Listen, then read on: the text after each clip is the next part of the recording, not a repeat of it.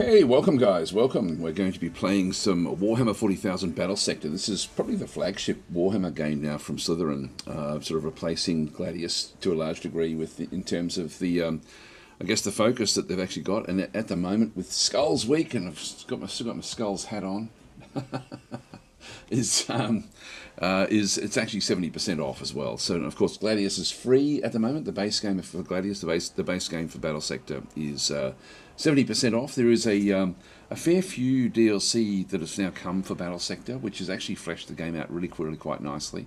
Unlike Gladius, and if I'm sort of being critical about the game and about the difference between them, is the base game for Gladius is very playable without the DLC.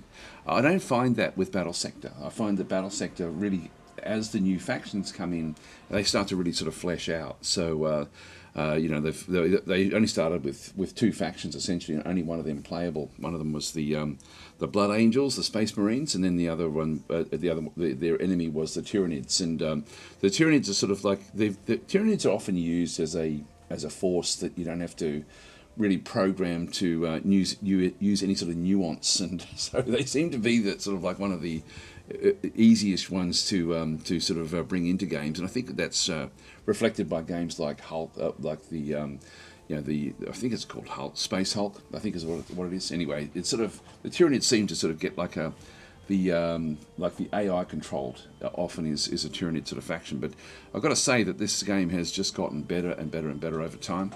There's a few different ways of playing the game. It's primarily a tactical map combat game. That's really what it sort of focuses on. A bit sort of almost like a tabletop experience in that sort of sense, where it's sort of where you are just playing out a battle. And so the game has lacked a bit as well. If I'm being hypercritical, the game has lacked a little bit from a lack of meaningful campaign mode or strategic layer mode, but they're starting to correct that, which is great. So if I just do a bit of a summary as to what the game has got. The game has got like a fair few, with its campaigns, has got a fair few different sorts of campaigns that have come in over the time.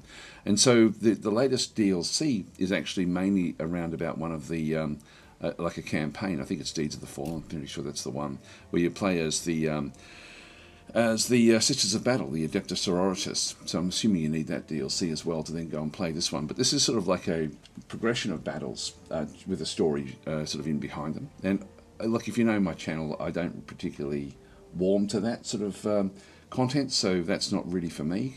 So I won't play that one. I'll just go back. So as I said, there's a few campaigns like the Age of Crimson Dawn, Deeds of the Fallen.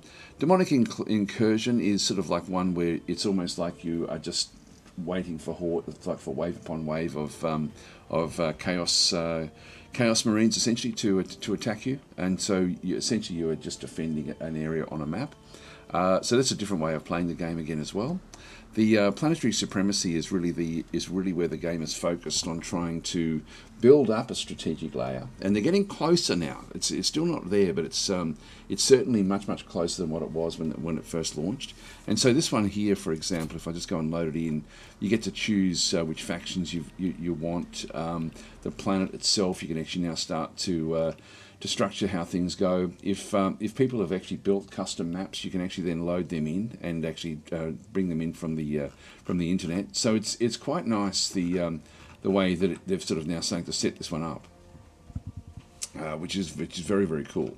So I really like the direction that they're heading with this, but it's still not really there. It's a bit sort of contrived, I guess, is the way you sort of think about it, but it is enjoyable, and so I do really quite like playing the game this way. But we have a new one that's come in as well, new campaign. We have Crusade, a preview of the Crusade campaign mode, which is going to be coming, which is what we'll be playing today. So this is actually new. I don't know if it's new to the base game or just new to the new DLC, but anyway, Crusade preview. I'm guessing this is really just sort of like giving us a little bit of a advance notice. Now, I'm worried about when they do that with this game, because when they did Planetary Supremacy, they also launched that one as a bit of a, we're working on this, we think it's going to be really good. You know, what do you think of it? It was pre-beta when they first let people play it, and I think that was a mistake. I don't think this is the same case, to be honest. I think this one actually works fairly well from the small amount that I've looked at it. But the Planetary Supremacy certainly suffered because it was launched too early, and so for me, I know in particular I had a very negative view on the Planetary Supremacy mode, and it really had to sort of do a lot more work to win me over after that. But Crusade Preview is a simplified version of playing through a campaign, and I think it works for this game. So anyway, let's go and do that one. We'll start there. Just double check that I am actually streaming. It's I hope I am. Yes, YouTube are okay. That's good. And yep, looks like we've got an ad break starting in 7 seconds here, so that must be okay as well. Although that's saying offline. Let me just refresh that. I'll have a bit of a look. Yeah, no, we're live. That's okay. Good. Right, so we'll just get back to it. So with the actual game itself, if you've only got the base game, you can play either as the Blood Angels or the Tyranids, so they're the only two that will really be available to you. This is why you do sort of, like the DLCs do really start to flesh the game out in fairly meaningful ways. And so you've got the Necrons, which are very, very cool to play as. The Adeptus Sororitas is also fairly good. The Chaos Demons, I don't really like them, to be honest, in the game. The Orcs are very hard to play. The Tau are, I haven't played much of them, to be honest, but the Orcs I find really quite hard to run a campaign with because of the amount of attrition that they suffer. And then finally we've got the Astra Militarum, which are a bit nuanced, a bit sort of difficult to play, but very, very good fun. So I really quite like them as well. So hi Jerry, how you going? Currently own Gladius and love it, but also own Zephon. Would you recommend getting this one as well, or just stick with Gladius? This is very different. This is a very, very different game. This one visually is heaps better than the other two games, to be honest. It's more of this is much more of a tactical game than Gladius, meaning that basically you are playing on small maps. But having said that, at the moment, the way that the battles take place, it's not very. It's like there's room for improvement with this one, I think. But having said that, you'll see when we get into it, the graphics in this game are unbelievably good, and the immersion in this game is very, very good as well. So I still rate Gladius well above BattleSector, but that's again personal preferences, I think. BattleSector itself rates much higher than Gladius if you have a look at the Steam reviews. In fact, maybe we'll have a quick look and just show the differences there. If I go to Steam. But at 70% off, just be aware that the actual base game is very, very limited in I'll just do this one, sorry, I can only do one thing at a time. So BattleSector at the moment is going to be 70% off. I'll just get rid of that. So 70% off at the moment for the base game in here, which is a good deal. So if you're sort of thinking, the trouble with this is that you only get the Tyranids to play with. You don't get anything else. And so there is actually the bundles. There are like a lot of different factions that then come in with the different bundles. So this is actually the different bundles coming in through this other side. Sort of going through from the elites with the Blood Angels, back in through this other side, then through the Necrons, Sisters of Battle, Orcs, Demons of Khorne, Tau, and then the Astra Militarum, and then the latest one, which is the Deeds of the Fallen. And so, and you'll see there that the actual reviews here are very positive. Like this is at like around 90%, like 86%, 89%. For the reviews, and there's a lot more reviews. There's more reviews for Gladius, but it's been around for a much longer period of time. Gladius has been around for a long period, but the actual the game itself is very, very good. Like it's in the sense of the actual combat. So the way most people play this is to play the structured campaigns and just sort of play through those, and they enjoy those. Having said that, one of the negatives for people who like to play games that way, and I'm not someone who plays the games that way, is that a lot of the DLCs don't actually have, for example, if you get the Necrons, I don't know if you get a campaign with it or not. It's getting annoying watching those, but the Woodley Dynasty, I'm not sure if I don't think that there's actually like a a campaign mode for some of these, but the gameplay I love them because the actual gameplay is just incredibly well done. I don't know which one we should play. Actually, you see that all reviews here is mixed. This is down to 54% for the Necrons, and if we have a look and see why, it'll mainly be because there's no campaign, I would guess. Yeah, so here we go. It's great to see Necrons being added to the game. However, for the price, I would have expected at least a small narrative campaign. They even could have had a Soulstorm Dark Crusade type campaign.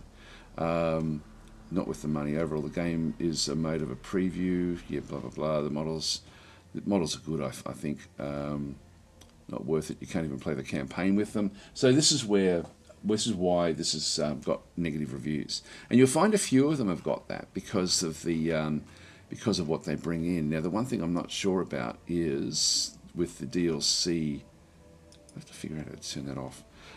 Deeds of the Fallen is still it's coming in now as positive. Let's see what this, yeah, 82%. This is actually fairly high. So this is actually a campaign. Most people who play this game like the campaigns, but as I said before, I'm not one of them. So, yeah, what else do we have? We've got the take command in a 12-mission story campaign. So it must be the base game that's actually received the new mode of playing, which is great. So depending on what you have, you'll end up with a different experience, like, you know, in terms of the new campaign. So we'll go back to our game. Hi Vegan, how you going? And Shake Vivid saying hi everyone. I'm thinking of buying this now as it's got a campaign now. Strategy games always end up with a niche following compared to more tactical action-based games. Yes, they do, and it's sort of, and this is sort of no exception. So in this case, we're going to be playing Crusade. This is a preview of the Crusade, which will be coming. And so in Crusade, you will take your force on a fight across numerous planets, each one teeming with enemies who long for your destruction. So rewards and experience earned along the way will grant powerful bonuses to support your campaign. This is a crusade without pause or mercy. A single defeat will mark the end of your journey. Glory and new army options await those who are victorious. So the way this new game works, this is sort of like a random campaign. So it's rather than planetary supremacy being like a strategic map that you then play out the battles in. This one is a little bit of a progression style campaign, but it sort of runs through various planets, different enemies. It sort of slowly builds up, etc., etc. So we'll go and start off. I don't know who to play as. Blood Angels is what you get in the base game. They're sort of like they're the units you're always going to have, so that they can be there. Necrons I really, really like, because what these guys have is they've got long-range weapons. And so the Necrons have got these are good for long range, and I tend to like to play these games at a bit of long range. Adeptus Sororitas is fairly balanced, a little bit more like the Blood Angels. The Chaos Demons I just don't like them. The Orcs as well, as I mentioned before, these are much more about melee, so they need to close the gap, and this can be very difficult playing as an Orc. Often you don't have that many forces left over when you finish playing as the Orcs.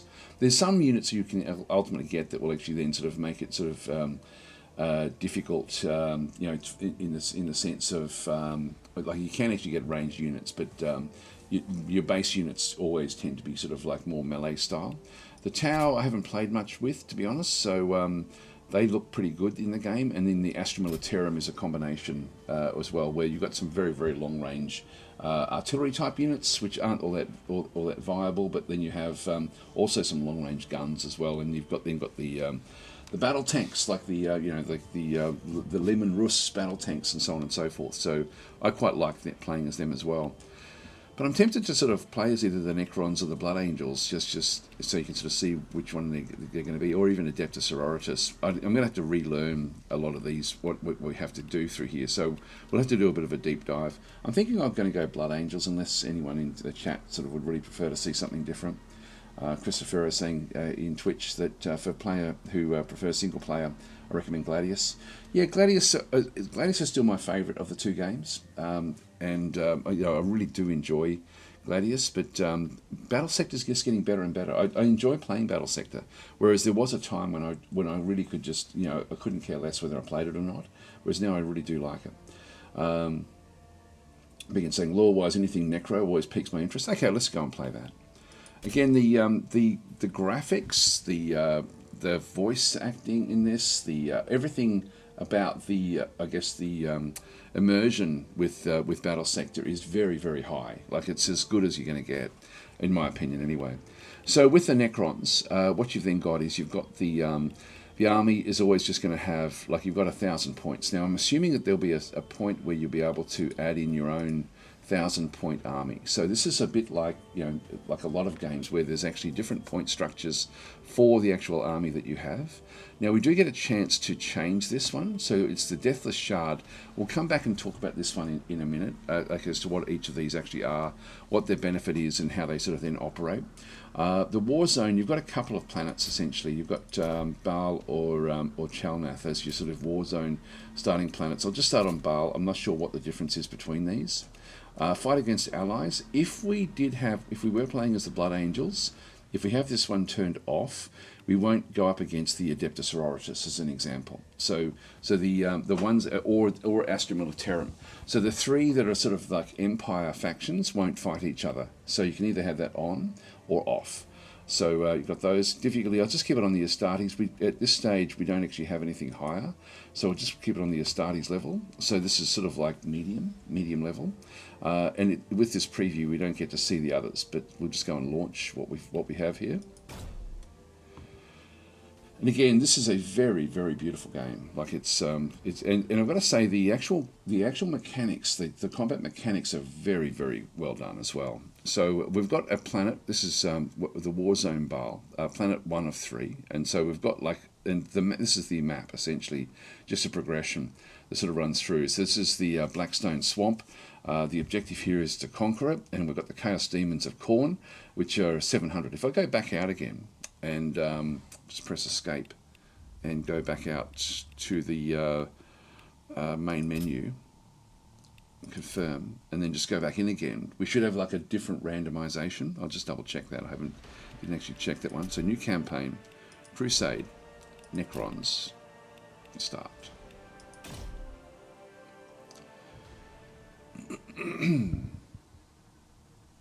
Different backdrop. Here we go. So actually we're going up against Blood Angels now. Blood Angels and then Blood Angels, so all in through here, and you can see there that the enemy progression goes from 700 to 800 to 1,150. So it's not going to be difficult to go through this particular one. This making my face go completely a bright red. Anyway, that's my face is not normally bright red. Anyway, I don't know why my camera does that. It's even anything slightly red will just blow everything right out. Miguel Garcia is saying they've got to build it more because it's before it's a proper mode for me. Yes, I know what you mean. Like certainly with Planetary Supremacy, as I said at the start, it took me a long time before I sort of started to warm to the Planetary Supremacy mode, which I do now quite like. Okay, so we've got we can do things like we've got HQ upgrades, so we can sort of go back through, and very much like Planetary Supremacy, we can start to then build up through the different points that we get through the combat, to start to unlock different things in through here, and start to get different units, different abilities, different weapons, etc., all the way through.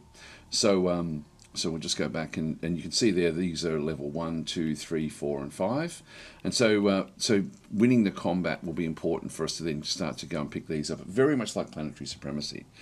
Just go back and just click on Done, and we also then have Army Management, and we'll have a look at this because this is actually this is fairly important. I do get the opportunity to add these in, and I may just do a bit of tweaking while we're actually in here, just to sort of make sure that we end up with a balance that I'm happy with, and so.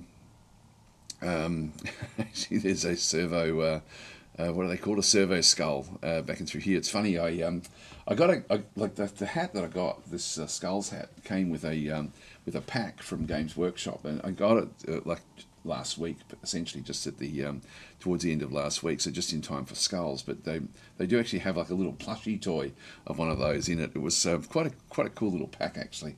Plushy toy of a servo skull, and also a blood angel marine little figurine, which is really quite cool. So anyway, it's anyway, what we've got through here is this is sort of like the different sorts of units we end up having. So we've got, for example, this is a Royal Warden. You can see that we've got one of those in our stack at the moment.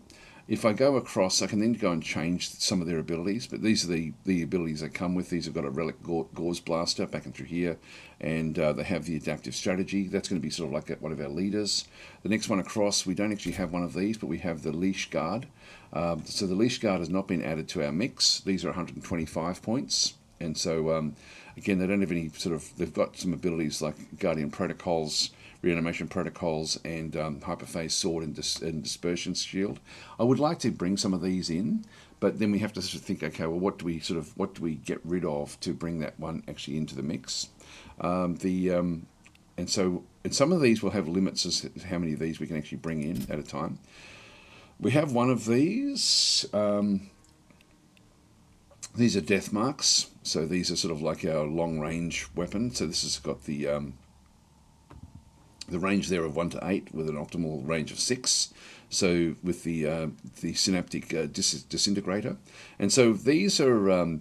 I tend to like to have a couple of these in armies, but we'll sort of see what else we have. Everyone's going to have reanimation protocols. The next one we've got is actually this one here. Where do we get that one? That one is a Locust Heavy Destroyer. That's not actually showing up in the list. If we with this one here, it's 125 points to have one of these. So these are heavy destroyers. So I will keep them around. They're going to have again their Emetic Exterminator. 6 attacks, base damage 13 to 18, armor piercing of 4 is good. So yeah. So most of the others we have, but these two here we don't have unlocks for. So we're going to have to be fairly protective of the Praetorians. These are 110 points. They've got different weapons. Sometimes their weapons will cost different amounts. You'll see that as we start to come back down into the other aspects. This one here are Mortals. These are 100 points. And these are just using the Gauze Blaster. Again, we can unlock different weapons for them. So we've got 2 of those. So two Immortals back and through there. What's their range? Their range is optimal of 4 and armor piercing of 4 as well. Then we've got the Warriors, the basic Warrior units for 75 points. These have got Gauze Flayers, and so their range is going to be optimal of 3, but up to 6 with armor piercing of 3. So these aren't going to do as much damage as the others. So these are just sort of like basic units. We've got 2 of those. Then we just have our flayed ones. Now these also come in at 70 points. Now it's sort of one of these things I would almost, I think I'll keep them around, but the flayed ones are purely melee. And so they've got 2 attacks where they do base damage of 10 to 14 melee, armor piercing of 5, which is fairly high. These I don't really mind if we end up getting these destroyed. Like so, these certainly are units that we can afford to not actually have. And so when we add up all the points we actually have in through here, this is actually now the deck that we're going in with. So we'll just click on done, and we'll start the first of the combats. So Necrons, we're going up against a weaker one at the start through here. The victory rewards we get through this is that we end up with getting a Canoptek Scarab Swarm and a couple of death marks as well, which is pretty cool. So we'll go and proceed. Now there'll be different modes of play as well.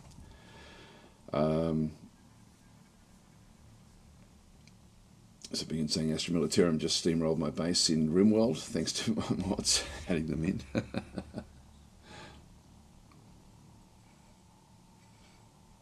Okay, so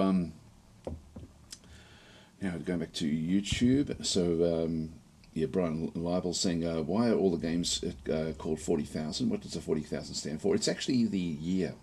We're in the year 40. We're in the 41st century. No, we're in the hang on. No, 41st millennia.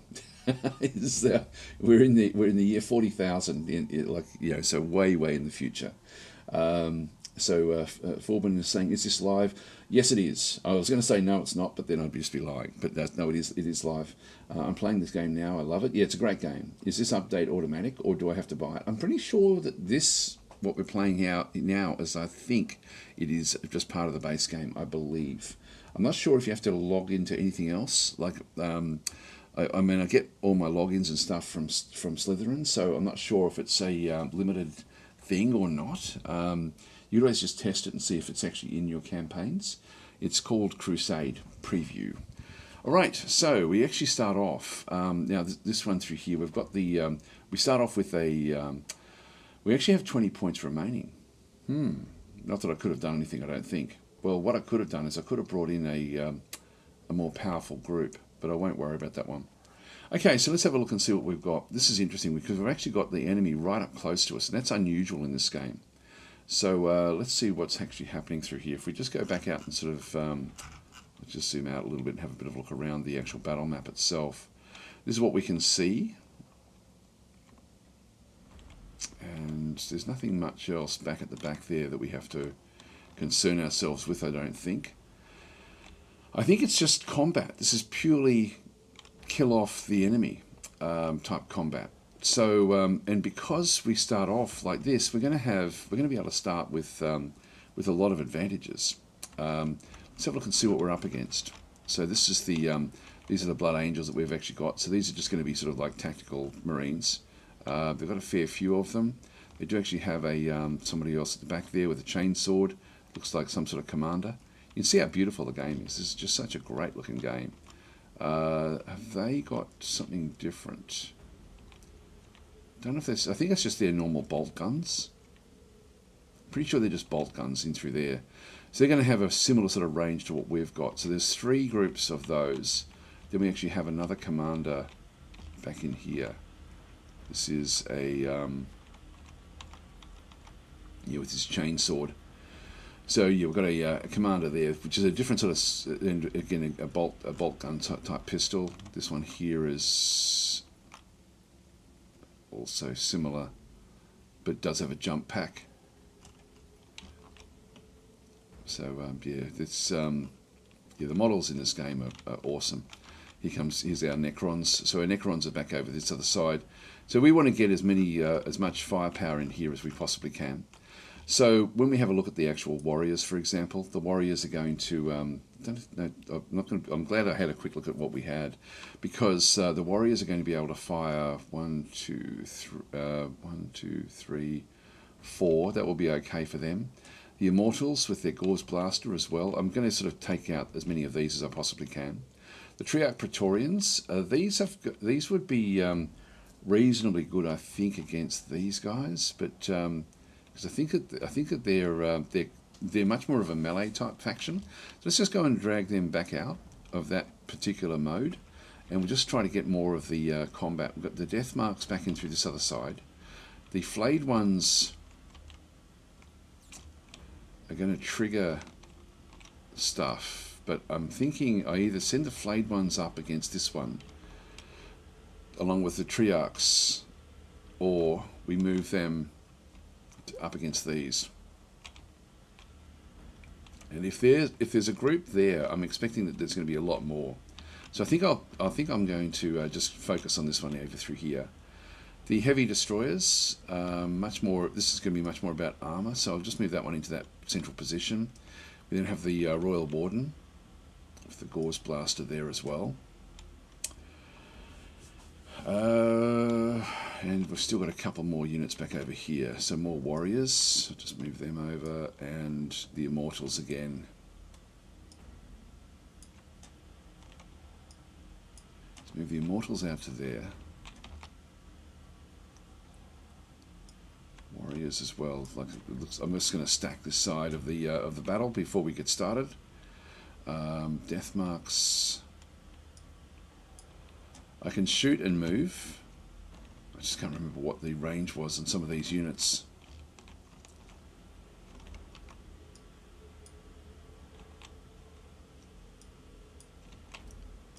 I'll bring the Praetorians in afterwards. I think that will sort of do me. I might just move that one back out, move that one in. keep this one a bit more central to start with. So both the Praetorians and the heavy destroyers are the two that we can't replace. The others all the others we can ultimately replace. Okay, so that's now so that's what we have. We'll just go and proceed. So we get to move first, and you'll sort of see through here that there's like different modes that if we sort of move through there, they're going to get a reaction shot against us. If I go to here, we can see there that we've got a 70% chance to hit with this against this sanguinary priest of the Blood Angels. As we have a look at the actual different units, these are the different types of units we end up sort of having and how they're then structured. We can then see what abilities we actually have.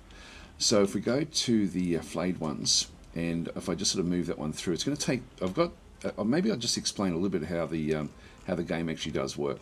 So you've got like two different types of actions. You've got like movement, and I can do them in any order. And when I get to the end of their movement phase, which is this white one, you'll see that there's one in through here. This is the extra action point that they have for combat. So they can actually move and then do combat. So I can sort of move into there, or I can use that to do one extra movement. So I can sort of, I've got movement points and action points. I'm going to try to see how one of these guys sort of moves in. Now the facing is important on units, so I'm just going to move this one across into here. These are flayed ones, and now I've got a 95% chance to hit. The way that combat sort of works is that we've got to be careful also that we don't end up with units in front of units that are trying to fire on different stacks. But in this case, we've just got to hit 95%. We'll just go and do it. We're going to be doing 10 to 14 times 10. So we've got two attacks. If we have a look at, I'll just try to explain how this is working. They've got the reanimation protocol, so it gives a 40% chance to revive up to 2 models from this unit with 50% health once per turn. So essentially, if we get killed, we can come back to life. With the Dynasty of Living Metal, this unit gains bonus momentum at the end of its turn if it has moved away from its starting position. So it likes to be sort of moving around. Plus 5 momentum after moving 3 tiles. I think we only moved 2. And so plus 0.5 hit points per momentum. So we can sort of end up getting a little bit more reanimation, going back into what we're doing. We then actually have the Flayer Claws. So these are, you can see down through there, base damage of 10 to 14 with the armor piercing of 5 and the base accuracy of 85. With what we then end up having with this one, actually I'm just trying to see, the Flayer Claws are down the bottom there and they're still in here as well. We should have 2 action points, or two attacks with these claws, because they've got one on each hand, and then and they've got the five units in here at the moment, so that gives us the 10 points. Let's just see how much damage we can do. So there's a damage here of, we should be able to do up to, we're really a bit over 100 points.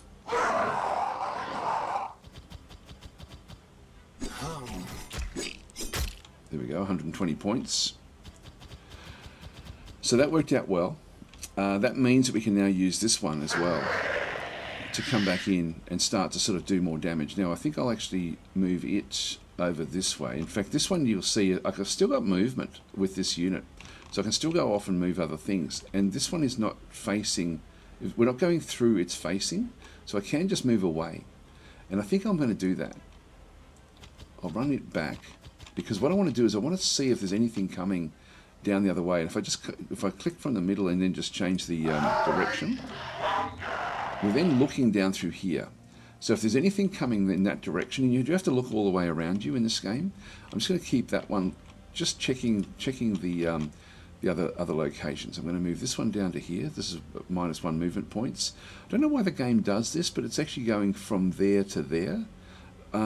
Like instead of going from there to there, which is still the same amount of movement points, but I can actually just go and do this.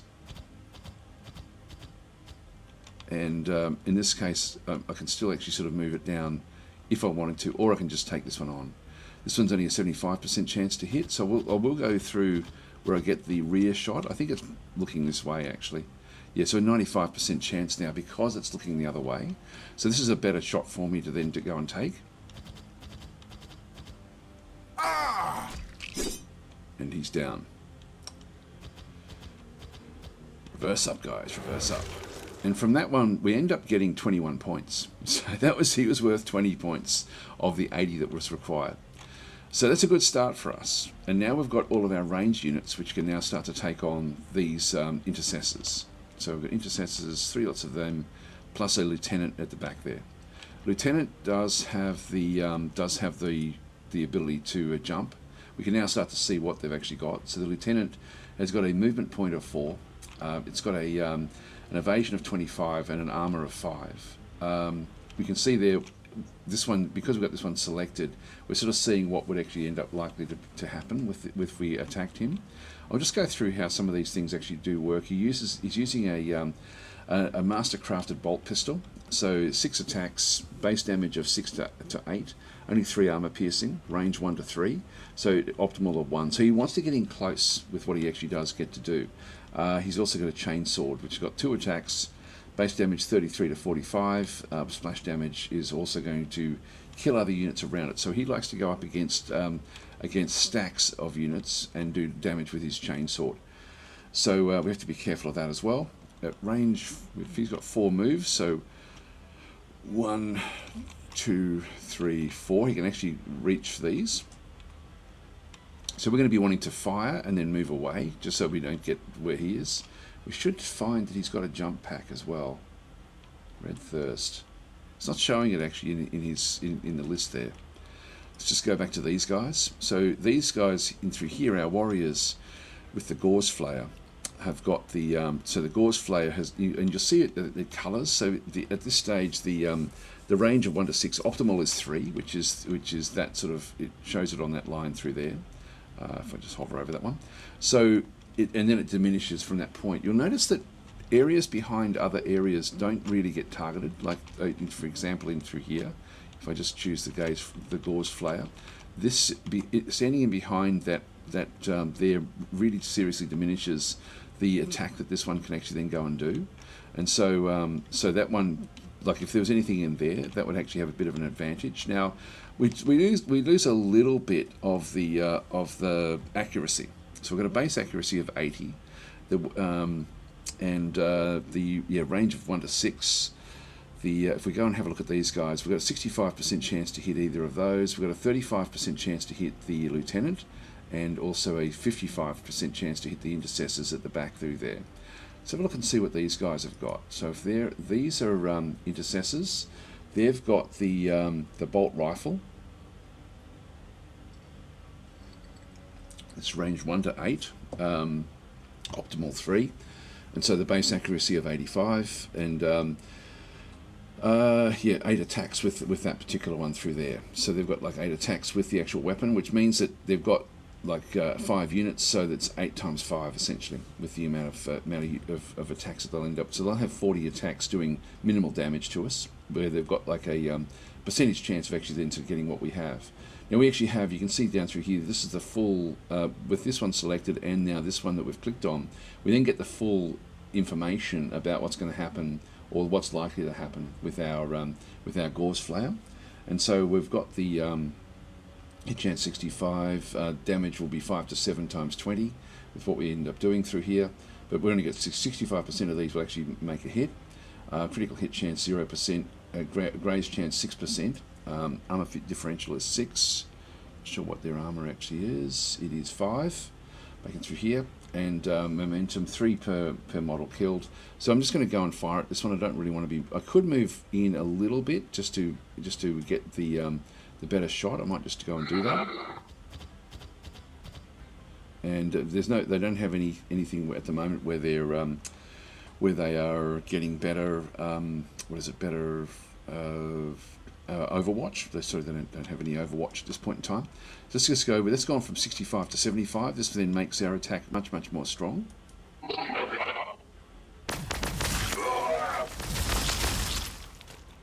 So we destroyed one of theirs and we've damaged a couple of the others. So that one no longer really needs to sort of stay where that is as well. We've then got the death marks, that was warriors.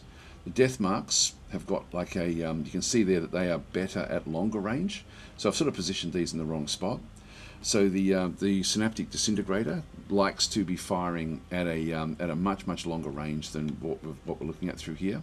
if you see if I move to there, this one's now in the way, but I'm getting sort of more optimal view. So let's go and move these out of the way. Awaiting command. So we go with the Immortals. The Immortals have got a they are at the correct range, like to actually fire on these guys. I think I'll weaken either one of these. It's not one of these things where we have to try to kill off a particular unit each time. The more damage we do to these, the more that we do, the less that there's going to be to fire against us. So we'll do the 2 hit here of 80%. We do 8 to 7 for the different shots. If I just go and click on that one again, you can sort of see 80% base hit chance. Base accuracy is 85. Enemy evasion is -5. Damage is going to be 8 to 11. So it's just like an RNG, but times 15 with the shots. Also based on accuracy. Critical hit chance 0%. Blah blah blah. So let's just go and hit this one at this range. Taking fire! So we disintegrated one of them. We've done some big damage to one of the others. And I want to ultimately move this one out of the way. Now, with the heavy destroyers, these have also got like their main... We're actually in the right position here. You can see there that the bright yellow range is highlighted. So we don't have to move this one off to have a shot. I can move and gun, but in this case, that's going to be sort of fairly good where that one actually is. So these Immortals are just in the wrong spot at the moment. So I can just move them over. I can move them anywhere I like, really. I can move them back out to here. Now they're going to, next turn we're going to sort of have like different sorts of attacks coming in. Let's just go and move that one progressing back through. And again, I'm just going to just keep on having a look out in this angle. I don't think there'll be anything coming on behind us, but just in case there is, let's just watch that way as well. We have to think about what's coming. The death marks, as we said before, are not really at the optimal range. These now are. So now we have a much better attack through here. We've got 80% chance to hit. 12 to 16 times 12 in through there.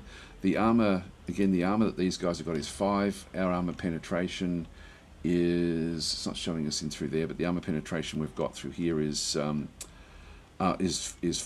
and we do some splash damage as well. So let's go and attack these. firing.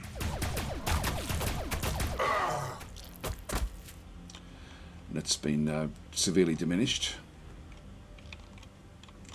Now I'm going to be wanting this to also then use long range next time as well, so let's just move it back out as well. We'll move it over to this other location.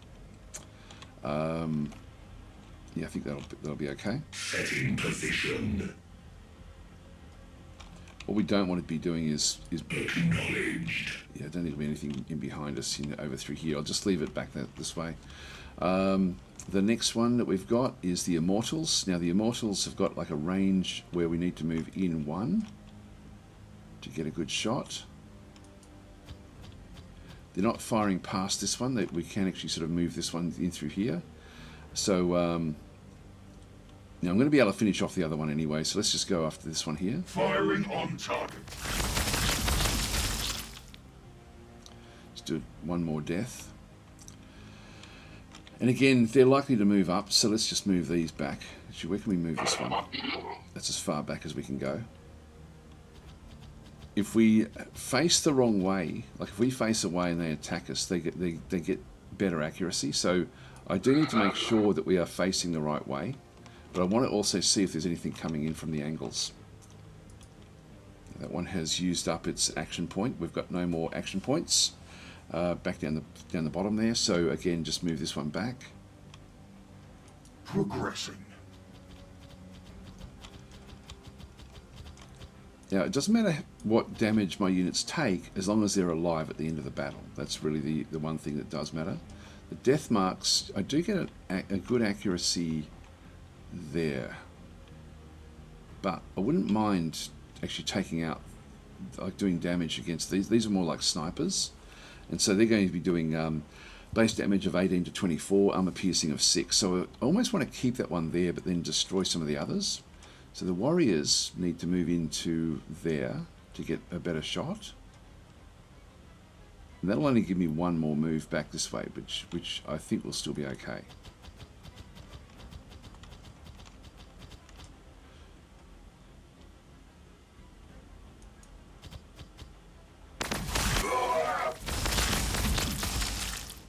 Right, so we've now cleared out this line here, and we'll just move them back. Warriors are my weakest units. So I might just have them face straight down. 50%, 55%, 70% there. Why is that only 50%? So if we have a look at this one again, I've got this one selected, this one clicked on. So we're now looking at the lieutenant. So it's got a hit chance of 50%. Base accuracy is 80. Unit bonus is 10. Accuracy fall off is -15, and then the enemy evasion is really the thing that's making it difficult for us to hit him. And so he's got a native evasion of 25. So I don't think we're going to do much better than 50% anyway, no matter what we do. The damage though is going to be fairly high. So let's just go for it. And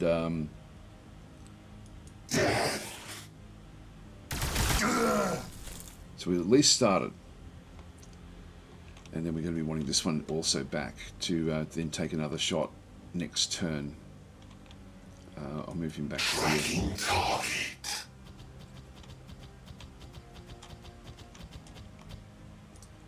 Yes. We serve the trio. Now this one here has got a range of 2. That one does actually have the Rod of the Covenant.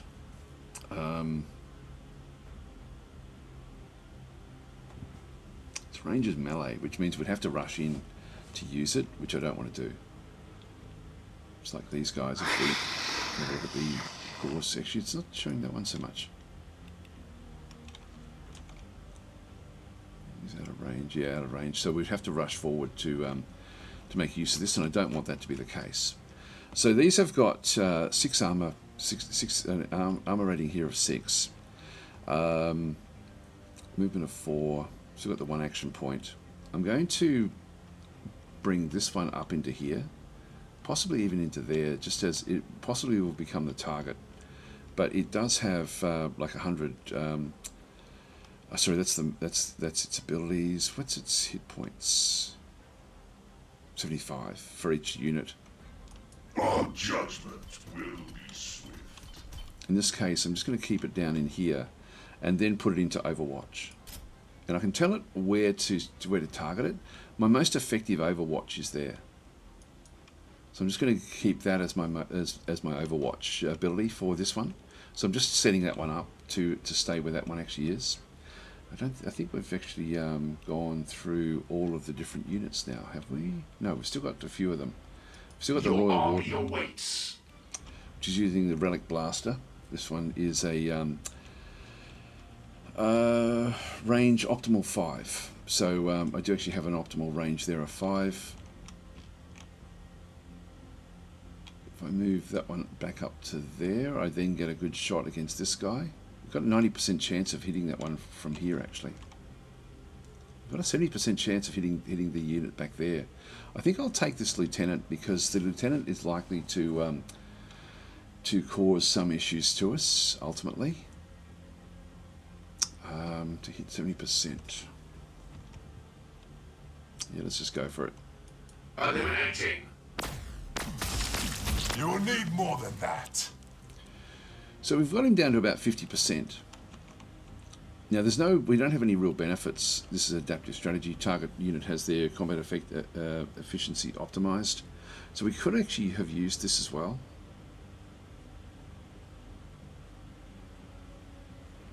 Expires in 1 turn. Yeah, it's too late now. So I'm going to move this one. I'm just going to keep him actually pretty much where he is. So they may come after the flayers. I don't think they will. I think they're likely to sort of move up against these warriors. Okay, well I don't think there's anyone else we can make use of. We've got the next unused unit. My liege. We can sort of move him around. He's really the last one that we can move. I'll just keep him where he is. Actually, we have a second. With a leader, we have 2 action points.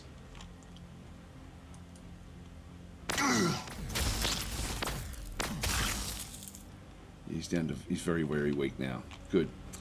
Good stuff. So that's now, there's nothing else we can then go and do here. Let's just go and end our turn. So we're at 31 now. It's the Blood Angels' turn. They're thinking about it. Here they come. So this is why we need to look from these other angles.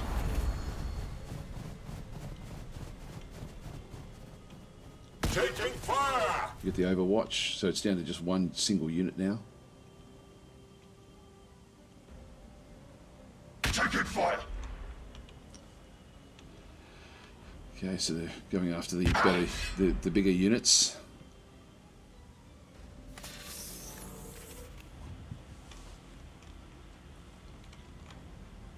This guy here, so it's now a 100% chance to hit him. I'm going to take him out with the leader. Eliminating.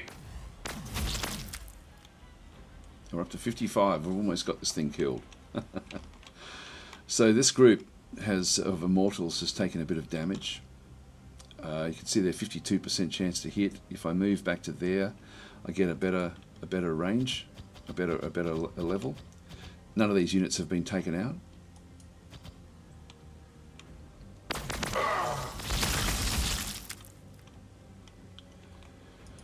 So a couple more. Now we've got the. We saw back over through here. We've got another lieutenant who's come back in across this other side. So, sorry, I just missed I'll read a few of the comments in through here. So, hi Joker, how you going? Click is in Heart of Mithril, and Click as well, saying, is this supposed to emulate the tabletop miniature game? It's sort of got, not really, it's got its own rule set, which it does very, very well. Joker's in saying, did you answer the tabletop question? Sorry if I missed it. Yeah, no, I haven't. So it feels like it to a degree. Not that I've ever played the tabletop game, but it's... I think this is why people like this game so much. It does it's got its own rule set, but it still plays very, very well. Like in terms of like a tabletop type situation. This one is very, very long range, and we're gonna have to move off to sort of get other units in through here. Heavy fire support. Now we have the Flayers, which can't reach that one, but they can kill this guy off.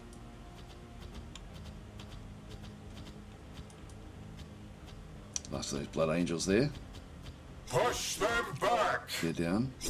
Up to 65 now, so we've almost got everything that we need.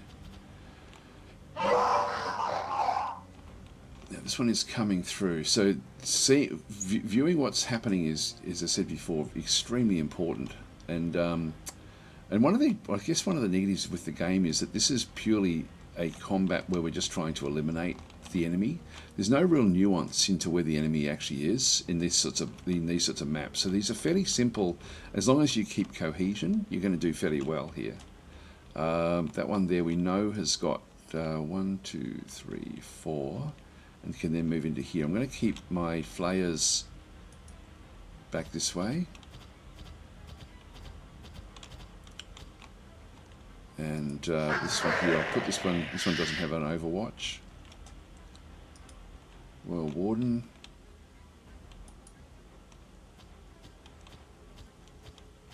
The damage there, we're only seeing one of them. Gee, we missed a lot there.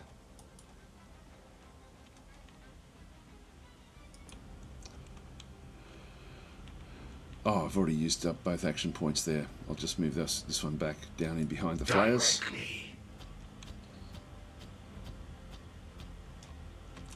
Keep on watching down this way as well.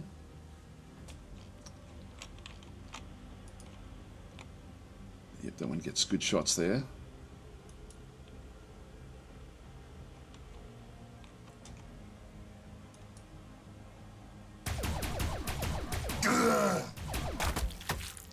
Points gone, that's good.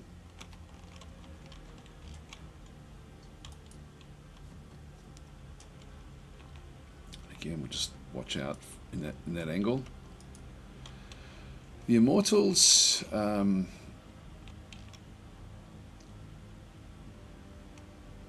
going to be the end of his movement if I do that. So I'm probably better off using an Overwatch.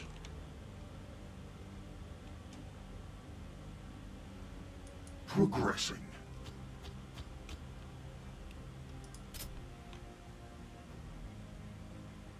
So sort of Overwatch anywhere I like through here. Where was his? That was the best option there. Overwatch. So we'll put Overwatch onto that line, so that if he comes into there, we end up shooting him. Okay, then we've got all of these still to go. Now that one there is. Yeah, we need to move up one. Let's just see if there's anything else coming down this other way. Taking fire. And if I move into there, I can then at least look down this way and still be in behind some cover here. Nothing else we're seeing down this way.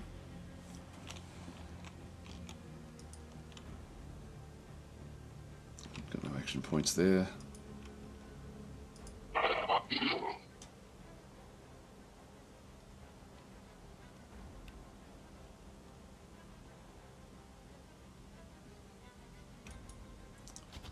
Get better shots there.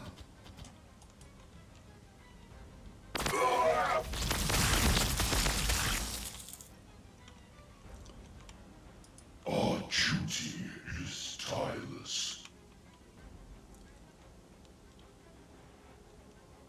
I've got only got one action point here. Alright,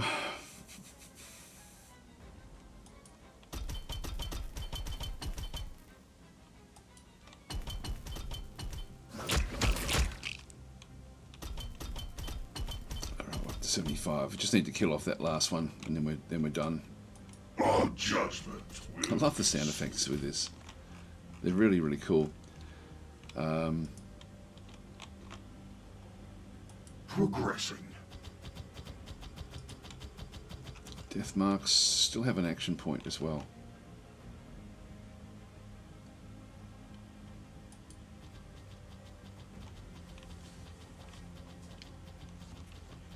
Yeah, so the enemy is a bit dumb in this game, to be honest. They're not the greatest. Watching this area. There we are. That's pretty cool. So we'll end our turn here. They're still saying that there's still this unit here that can still move, but I'll just keep it back.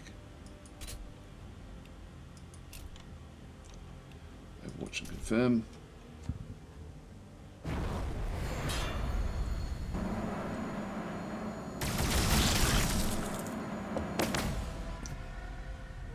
And we got it.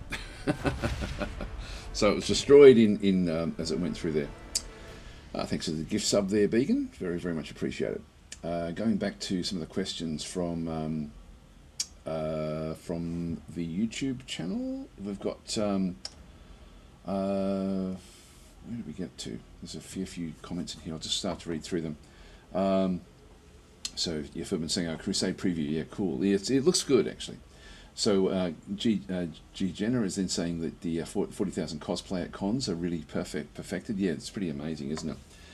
Brian's saying the lore for this game is so expansive it boggles the mind. I love the lore. You can find history and lore vids on YouTube for all the history, Space Marine chapters and different factions. Yeah, because it's a fantasy factions as well, which are sort of like in the past essentially, or something like that. And then the 40Ks are the future. Yeah, Forbin's saying 40K is the future. Regular Warhammer is sword and sorcery.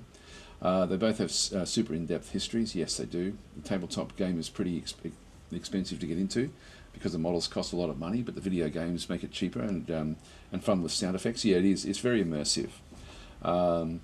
So G Jenner is then saying I make my own sound effects for tabletop RPGs. Oh, okay. Here we go. So here's little pew pew pews.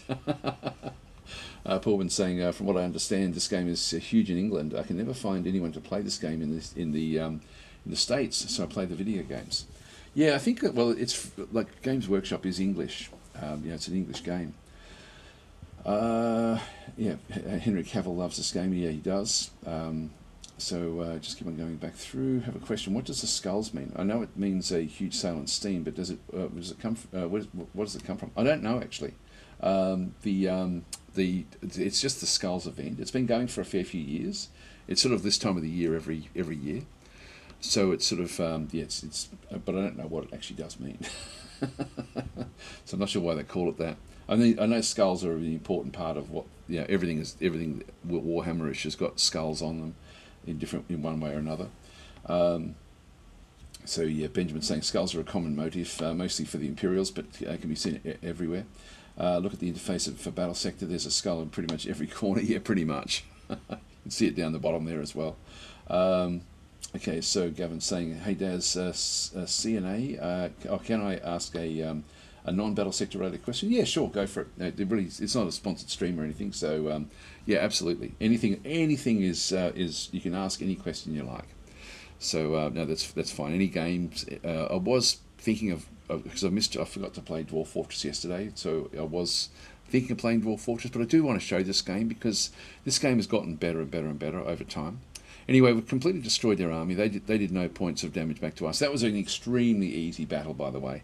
They're not always that like that one. So Gavin's saying, on Distant Worlds 2, is there a way to make Empire spawn balanced apart from each other? Not entirely, to be honest. In Universe, in Distant Worlds Universe, used to be able to have a bit more control over where things actually did spawn, but now they seem to sort of like you can give them direction of where to spawn different elements, like how far away from you they should actually spawn. But in reality, what it does do is if it can't fit one in a section of the map, it will often just sort of crowbar it in somewhere where it probably really shouldn't be, if that makes sense. So Kuja Grim is saying, blood for the blood throne, skulls for the skull throne. There we go. Or blood for the blood god. There we are. Anyway, let's continue on. We'll proceed. Now what that's going to do is give me two more little points that I can now go and spend. So in this case, we got the rewards were an army cap point of plus 100. We got requisitions of plus 170. And we got tech tree tokens. We got 2 of those. Looks like we also picked up these as well. We'll just go and proceed. And so now we go through. The next one is going to be 800. And so we've got if we go back to army management, we now actually have a bigger pool we can go and make use of. So now we have up to 1,100, and we're at 980 at the moment. So we can still keep on sort of getting more. Scarabs have now been added in at 30, so we can start to add them in. We can get up to 30 different stacks in through here. So as you start to play the game, you'll find that there's different units that you like more than other units, and so you'll, no doubt you'll be bringing those in. Like I quite like having a couple of death marks with the with their long range weapon. It's I do find it, that like just 2 of them can actually do a lot of damage from the back of the map. So that's one that I do want to be bringing in. That's going to take me up to 1,080 points if I bring one of them, because they're 100 points in to bring one of those. This one here, the 125 for the Lich Guard, we didn't have one of those in our actual stack. Does that matter? And these are just using Hyperphase Sword and Dispersion Shield, which is just a melee weapon. I think I'm going to go range initially, and then we'll start to sort of bring things in. None of these, actually, before I do that, let's just click on, let's just go done. We can always go back in and do it. We do have the upgrades. Now we've got 2 of these we can now go and spend. So these are the these are the upgrades we can then go and get. We've got Tomb Blades, which we can bring back in. So these are more like scout units. We've got the Scorpec Destroyers, which are sort of melee type units, and the Hexmark Destroyers. For 150 points. These are going to be 125 points.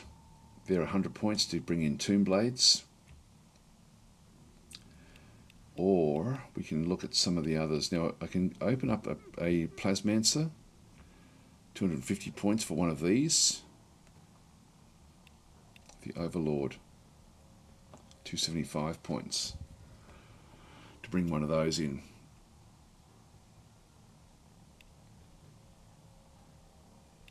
And then we can start to sort of get the other upgrades.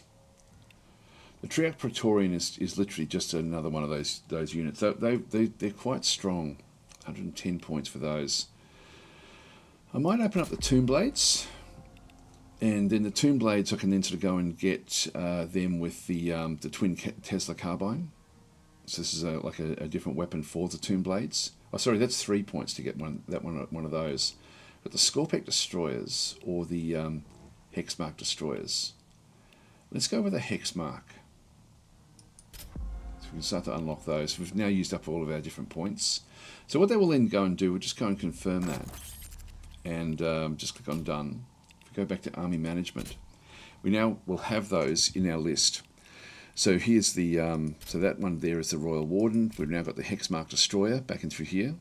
And the weapon it actually brings in is a range of 1 to 4, optimal of 2, armor piercing of 3. So these have got a lot of hit points. So these essentially are like another leader type unit. And they're color coded depending on whether they're leaders, elites. Not sure what green is. Fast attack, is it? Yeah, fast attack is the new one that we just brought in. So this is the Tomb Blades back in through here. This allows us to sort of zip around, and these have got 85 health each, 5 armor, and they use a particle beamer, which has got a optimal range of 3. So not massive. I think we stick with getting another of the death marks. I think there's a limit of what I can bring in as well. I've got reserves 3. Oh, we've got these in reserve. Okay, so we've got some of these. Actually, these were added to our actual reserves. So these are they're death marks anyway. Yeah, so I can actually bring them in. That then takes me up to where we actually are.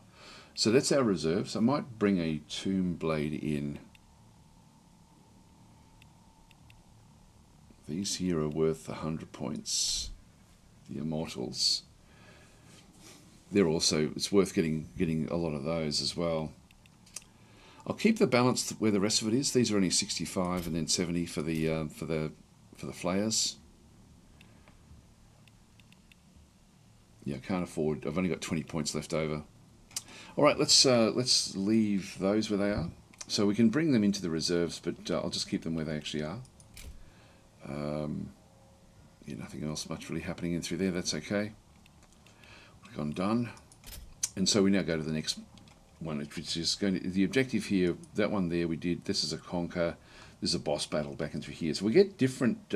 This is where I'm liking the idea of having these different types of combats, sort of that we do come through. So the objectives. I forgot to see what the first one actually was. I think that was just like an attrition type combat. And so in this case, the objective here is to conquer. We get 3 HQ tokens, requisition reward of 200. Okay, that's cool. And we will end up getting a Hexmark Destroyer, Tomb Blades, and Immortals coming through with the victory. So we can afford to lose units, but I don't want to. So we'll just keep them going in.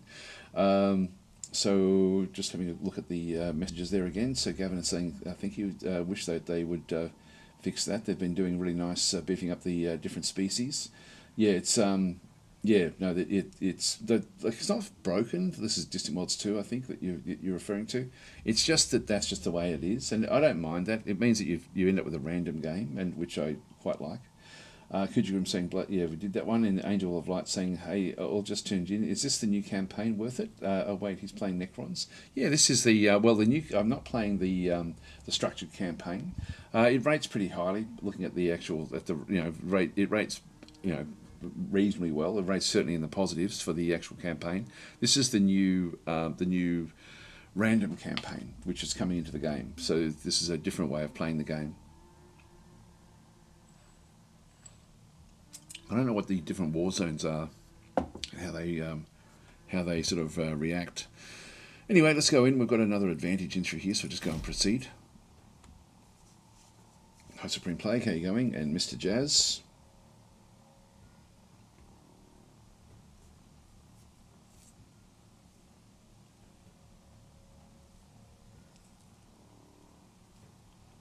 Yeah, I'd like to see the maps, the random maps, a lot better than what they actually are, and also the structure of the way that those maps then play out, also with a bit more nuance, like the campaigns. The campaigns are all the maps are curated, but not in these random battles. The random battles are a little bit a little bit clunky, to be honest. They do need to spend a bit of time sort of working on the AI. Alright, so we're coming in now. Now what we have to do here is, this is actually a central area that we need to control, and so there's going to be a combat for this location.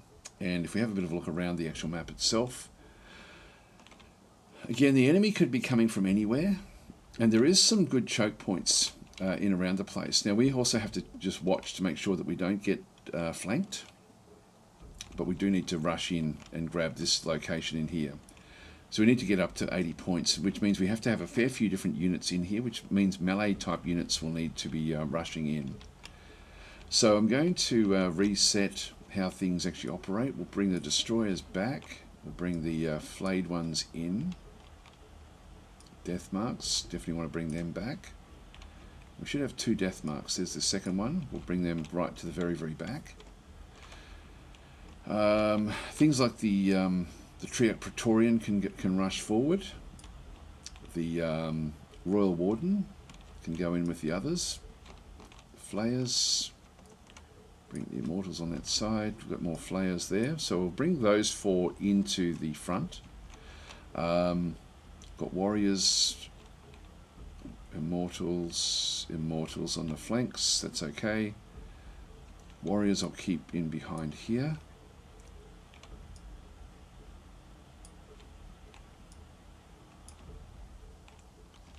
Don't really want to sort of be worrying too much about the flanks if I can help it.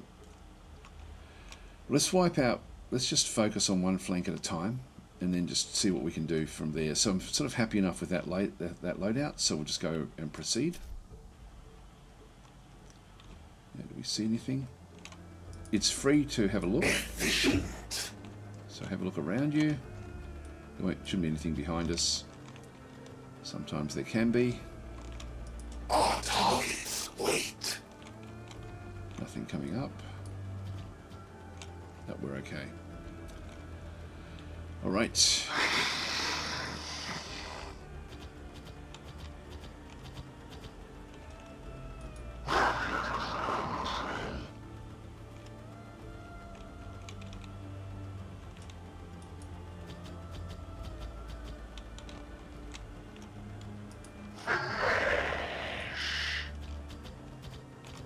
I'm not seeing anything just yet.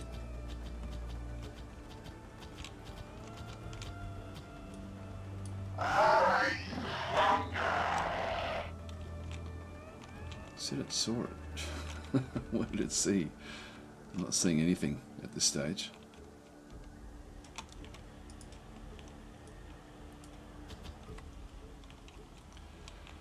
I can keep on moving these up if I wanted to.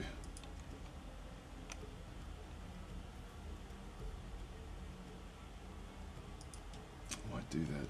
Actually, I might move these across into here. We serve the Triac. And I'll put this into Overwatch immediately.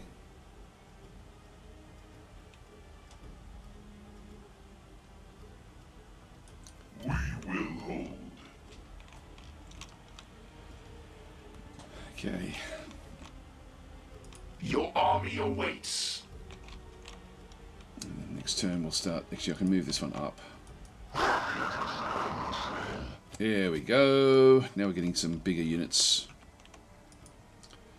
Got a Baal Predator back through here, which has got the twin assault cannons.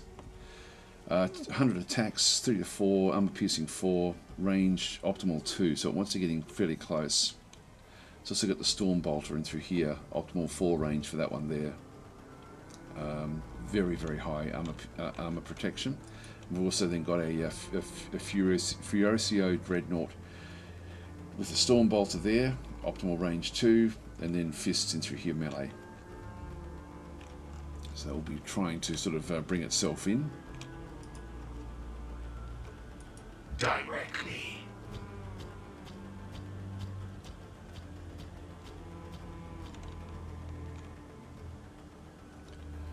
95% chance to hit this. Either one of these. What's our armor piercing here. 5. I'll try to take this one out first, I think. Eliminating. Massive hit points. Acknowledged. There's not going to be too many different types of units that we have to deal with. Immortals awaiting command.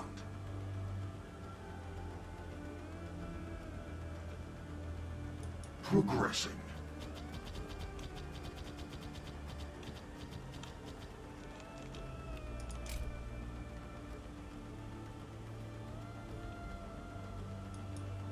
I'll overwatch to there.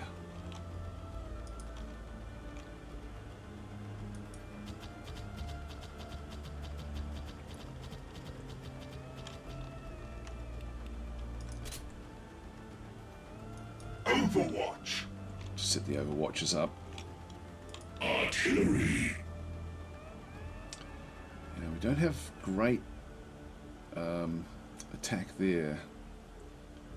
Pretty better off in the middle here. Setting position. Again, everything's sort of in the way.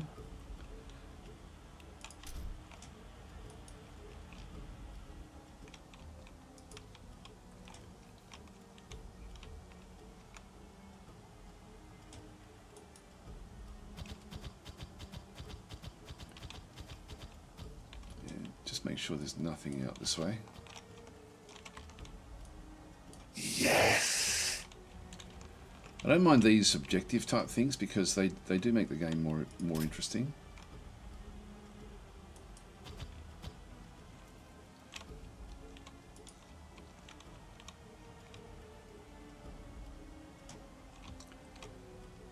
Tracking target. Just keep on coming down this way a little bit more carefully.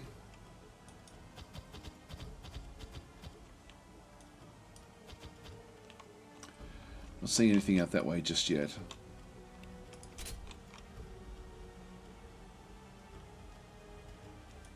Watching this area.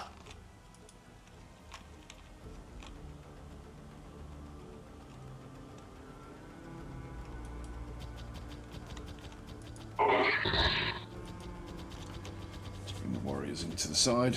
Just leave them on auto, I think. So we'll end our turn here. Everyone's pretty much now moved.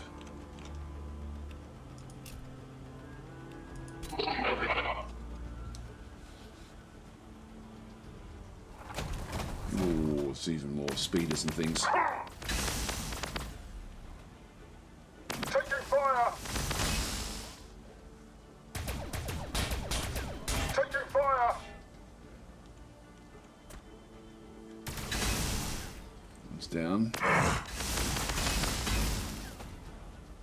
Taking fire.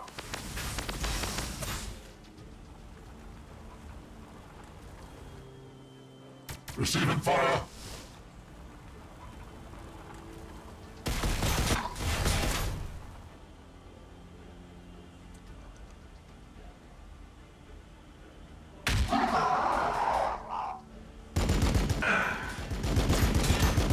We've only lost 46 hit points there. That's not too bad.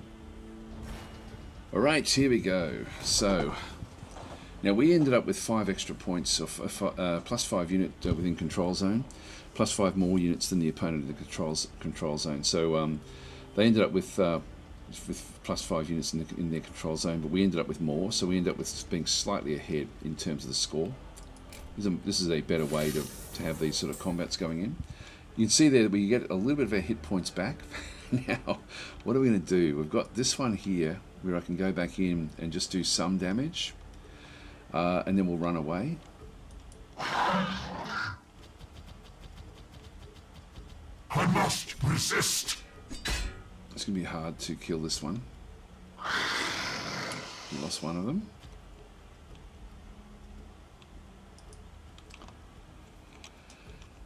And because I don't really want to be losing them, I'm just going to move them right. Oh. My skin, mine. And we were overwhelmed, and we're now stuck there, so we can no longer move. It's an 85% chance. See there that these have got some protection, like just the little shield above them, to Triarch Praetorian. So we've got a bit of damage here that we have to get through. Let's go this way. We've been intercepted.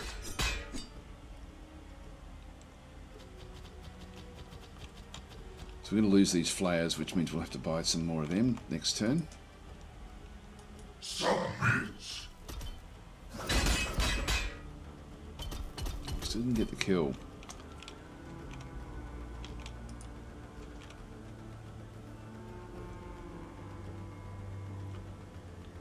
Do get a reasonable shot there.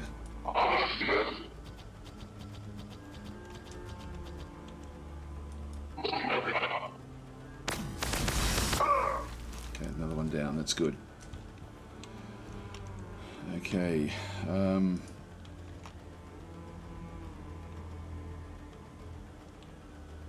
Yeah, hardly any damage against that one.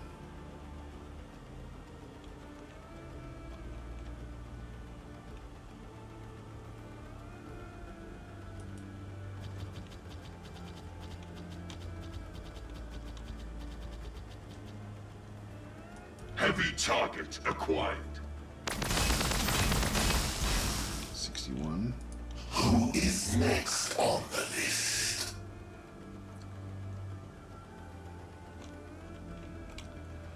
We get some shots.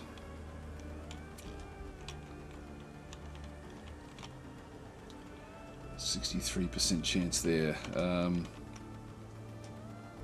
Tracking Get target. off over here. Yeah, I think 2 of these is more than enough.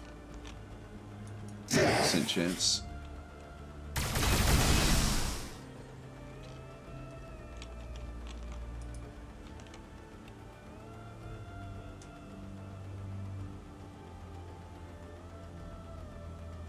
Our duty is tireless. Clear out the way. Setting position. Firing. Just trying to get the best hit chance. Taking hits. Don't know if we're going to be able to kill that one off. Heavy fire support. It's 85 there.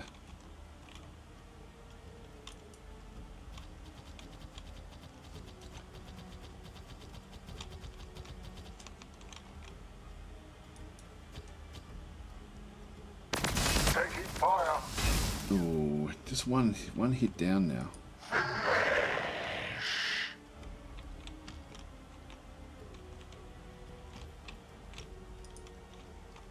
My liege.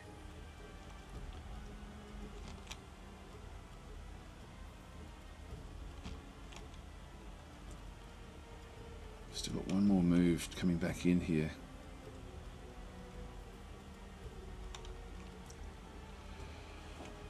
Um, 85% there, 44 there. I need to kill this one off.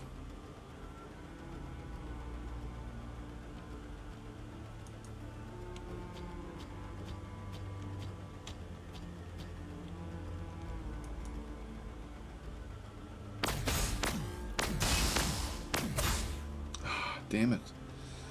What are we down to? 11 points.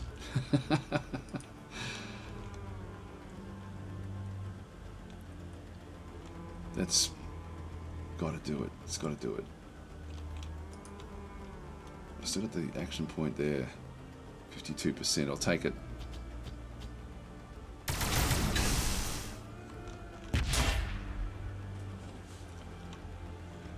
Good.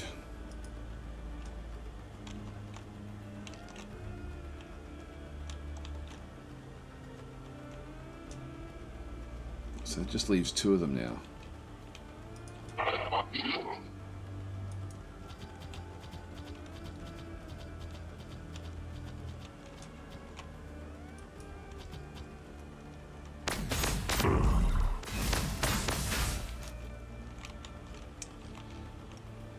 Your army awaits. I've still got one more shot here.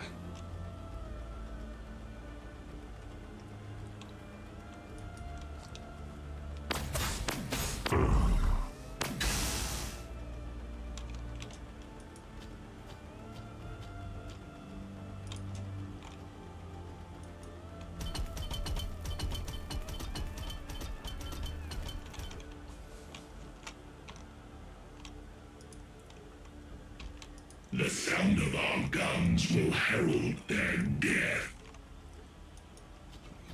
More of these in here. Nothing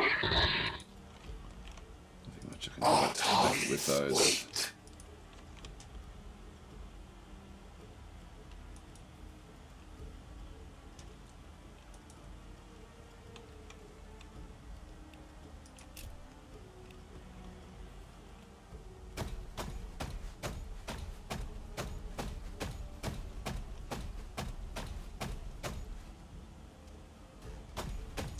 It's going to hurt.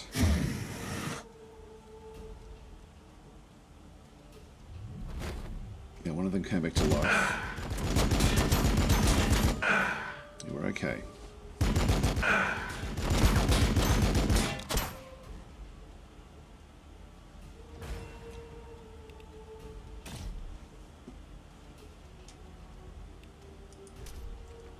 My liege. Yeah, we have to kill it off. Okay, so this one is down to 157.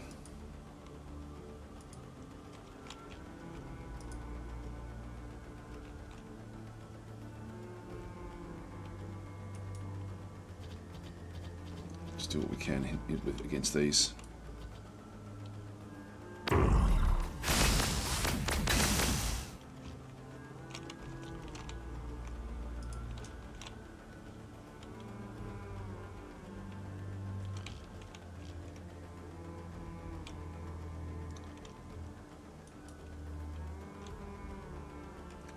I think I need more short-range units.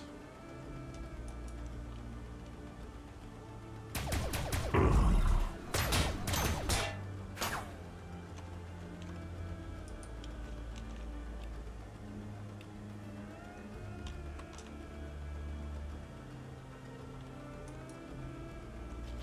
think the terrain also plays a role in what in the abilities. Impedance acknowledged. Close now. We'll be down to 7 points.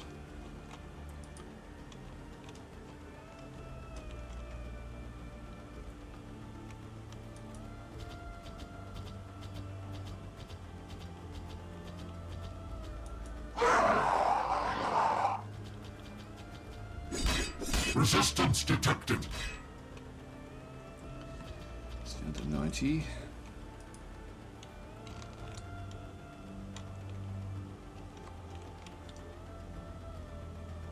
Really need to use this one to do this.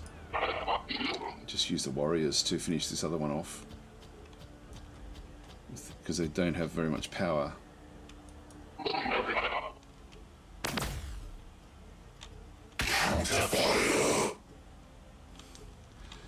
These poor old death marks have taken a bit of a beating.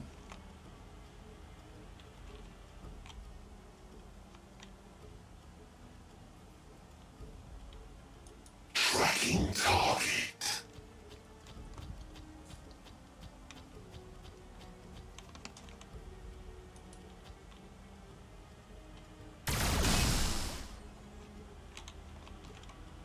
Immortals awaiting command. Progressing.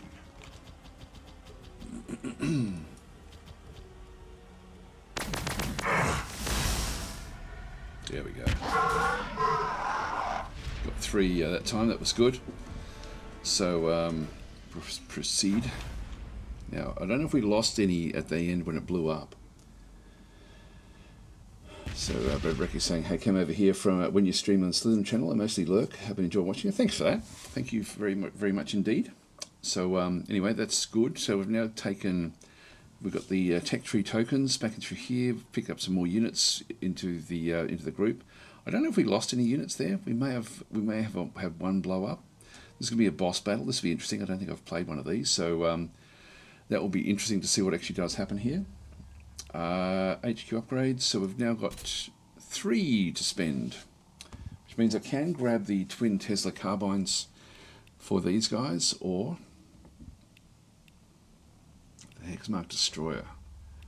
I think I'm going to need more melee units. That's one thing that's really become quite apparent.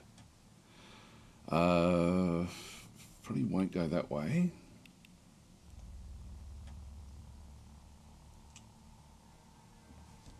Allows range attacks to auto hit.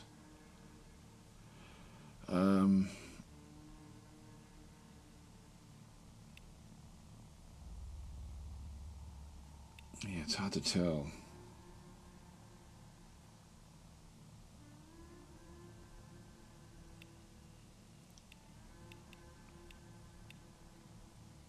Cause Reaper's Staff of Light. It's a ballistic weapon there. It's for the Overlord. We don't actually have an Overlord yet.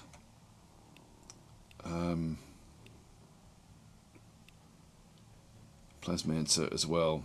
This would be two points for that one. I could get both of those. The Triarch Praetorians, I'm thinking even getting more of those. They're only 110 points. Let's go and open that up. The Scorpec Destroyers as well, there's only 1 point. As is the Overlord. Let's just go and grab all three of those. Not that we're going to bring them into the actual fight, but this will then allow me to bring in more of these. So we'll confirm that one. And go back out.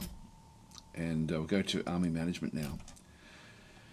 So we've got up to 1,200. I've got 80 more that I can spend on this particular stack. In reserves, we now have 5. So we've now got the we've got a Hexmark Destroyer, which has got a weapon range, optimal range 2. This is actually probably a good thing. We've still got another of the. So yeah, we didn't lose any units, which is good. We took damage, but didn't actually lose anything.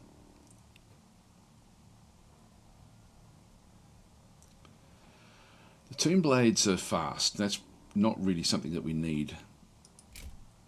Then we've got the Immortals here for another 100 points. I think I'd prefer to use these rather than just the Warriors. Like at 65. So I think if I get rid of the Warriors, let's just go back out to the to this main stack. The Warrior units have only got Gauze Flayers, which do a lot less damage. Let's transfer that to the reserves, transfer you to the reserves. This gives me 880.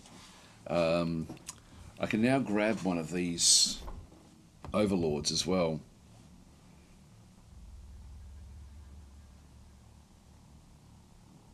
Which is going to be going up against a boss battle. I think I want one of these. Bang, in you go.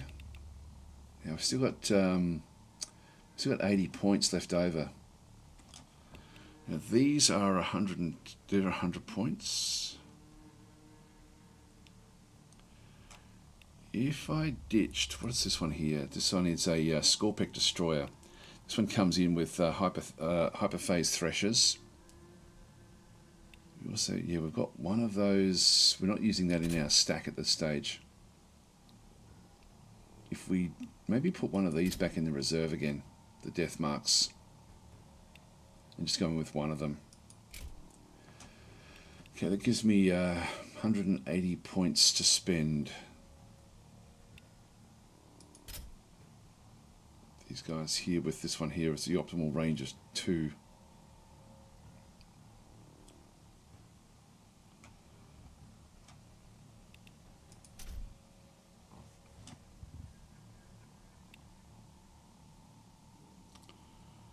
These are doing a fair bit of damage. The Lich Guard, we haven't even gone in with any of those yet. Do we have any in reserve? No, we don't.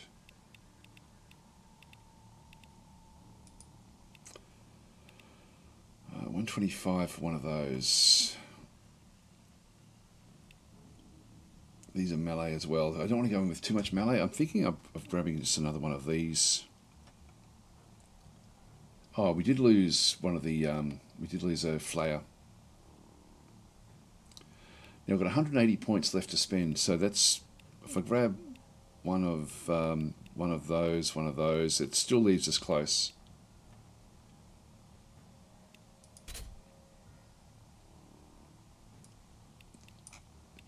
into reserves? No.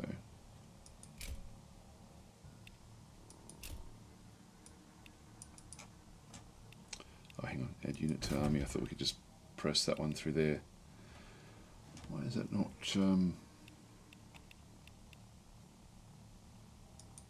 Oh, requisition points are used. Oh, and I don't have any more. Where's my requisition points? Grab one of those. Oh, I've only got 25 left. Okay, so we're sort of stuck with 110 points now from our reserves. They're worth 100. 150 for that. 100 points for Tomb Blades. I do have Immortals. Alright, we're back in. So we're just 10 points off. So that will be 3 of those, 2 of those. We've gotten rid of all of the basic warrior units. And then we've got 1 Triac Praetorian, 1 of the heavy destroyers, 1 Deathmark, a Royal Warden, and a Overlord. So our best unit there. So that will do. We'll just click on done. I love this that you can I love the building aspect of the different forces. Let's see if I can save this.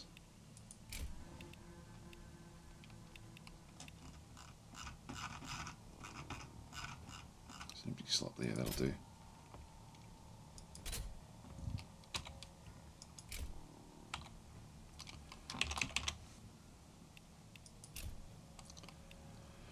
Yep, confirm. That's done.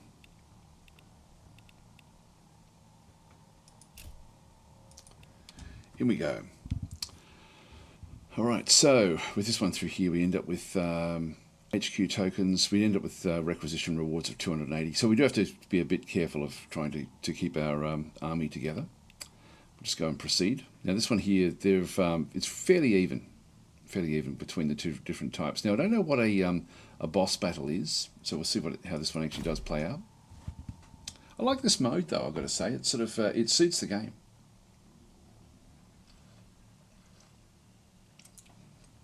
Yeah, Angel of Light saying that 1,200 points is kind of restricting, makes a decision difficult because you basically want everything. Yes, you do.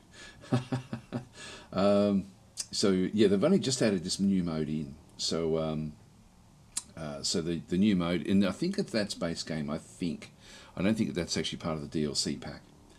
So yeah, it's fairly cool the way it is working. Now that's still loading, I think.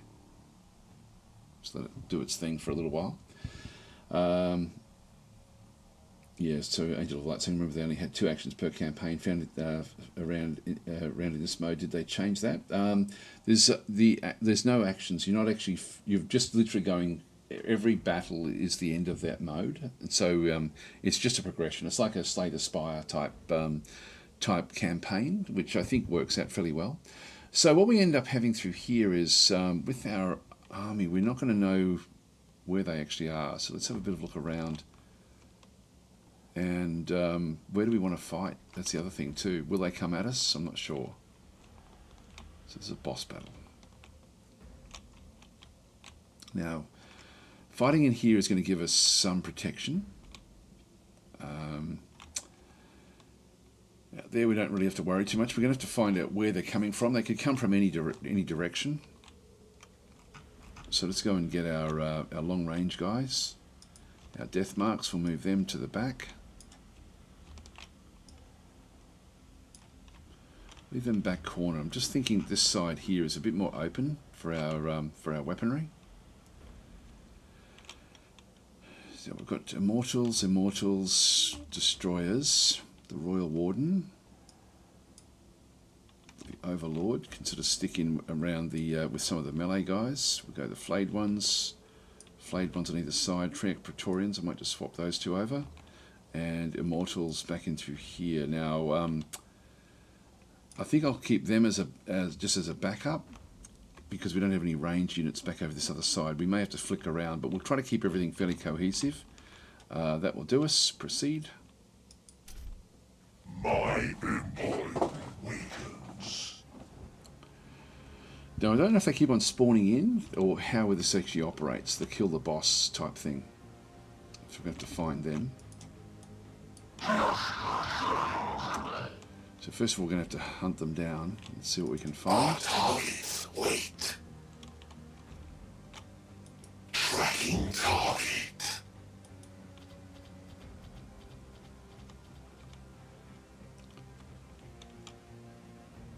I'm just going to do a bit of searching first. Efficient. And we'll just put this into Overwatch. Watching this area. And I sort of want to come through here with most of the forces, which means it will sort of end up protecting this zone here.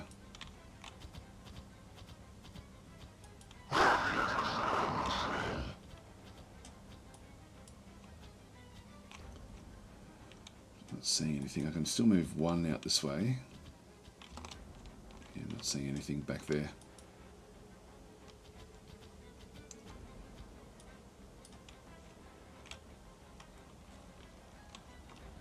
We serve the Triarch.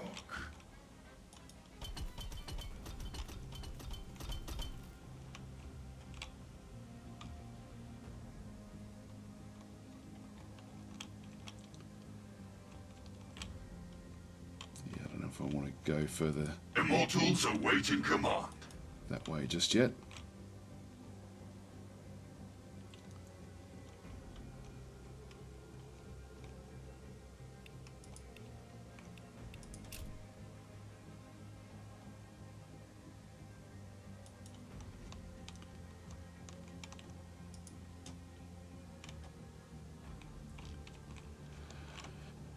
I don't think there's any great rush with this.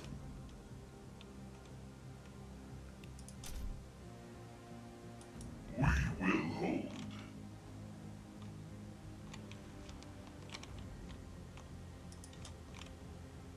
Progressing.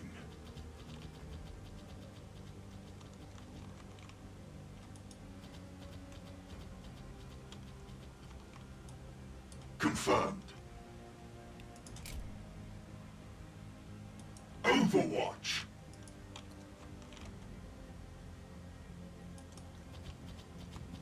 I don't know where these things are.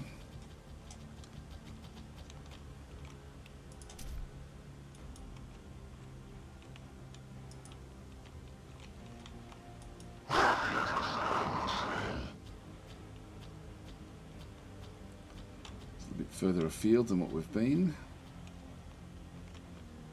Just leave them there. An endless march. Setting position. Again, we'll just set the Overwatch. Barrage zone set.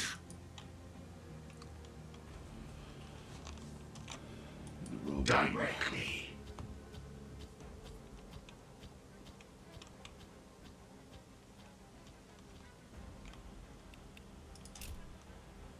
An opportunity arises. Okay, that's pretty good. We've got covers on these sides. Heavy fire support. I'll just keep them all where they are.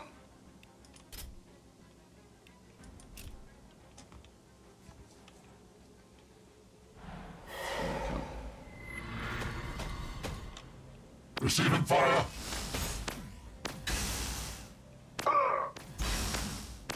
Taking fire. Resistance detected.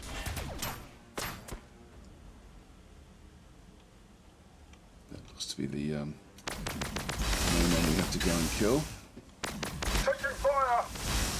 That was good attacks.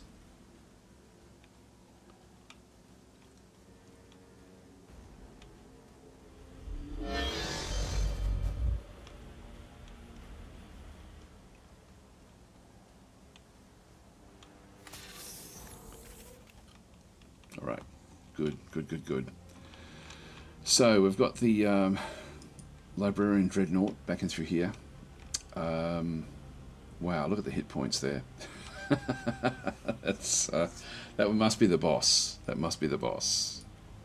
That's a librarian, only 250 points. So that's our target there. He's come right in close. Storm Bolter. The Force Halberd. Wow, look at the damage there, 90 to 120 melee damage with massive splash damage. So we're going to be losing all of our low-level units against this one.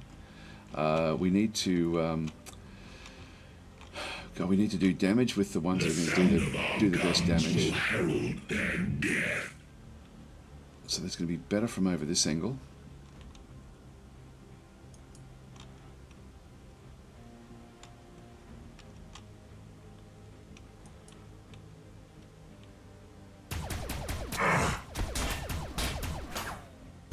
Took a bit of damage off it. What's it's yeah, 9 here and 10 melee.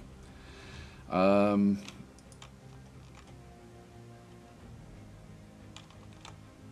speeder is almost done. Yeah, so it will attack us. I just got to do what I can, I think. What? Now the Overlord that we have, yeah, will actually do damage here.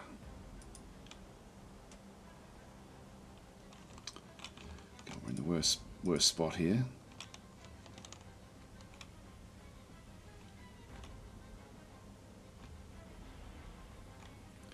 We've sort of ended up in a position that we don't really want to be in. We can move the flayers out. He's going to get one massive shot against them. I might as well do an attack. I must resist.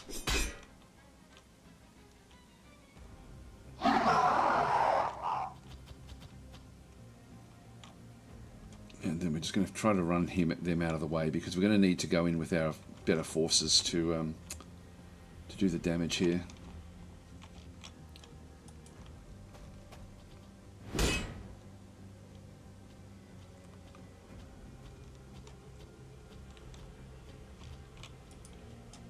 The Immortals, it's about as good as I'm going to get there as well, to be honest.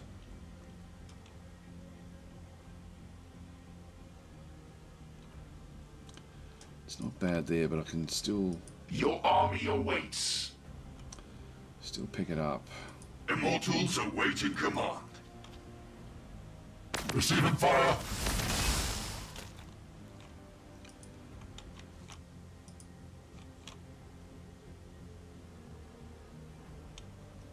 To actually have this one here, Gravity Displacement Pack, affects casting units, so ignores movement penalties from terrain, +2 movement, expires in 1 turn. So I can do that one to bring those in.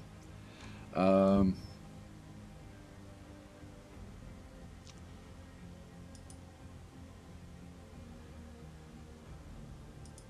duty is tireless. I'll be able to then bring them in to there potentially. Which maybe I can then sort of surround it.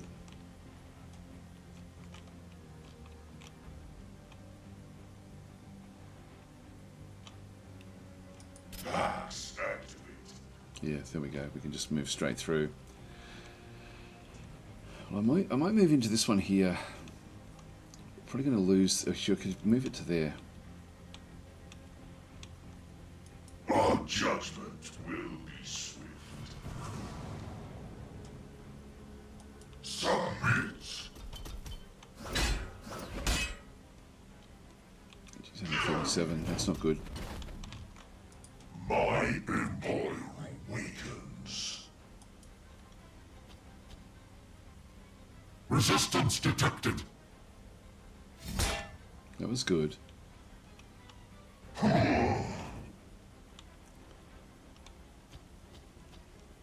We'll do it again.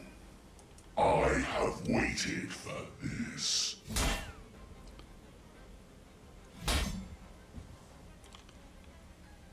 You dare. Oh, that hurt. We're struggling there. command protocol, toggle between 2 command protocols. I didn't read this one. +1 movement, +1 ranged armor. Protocol of unbending will. Probably should have done that. Oh well.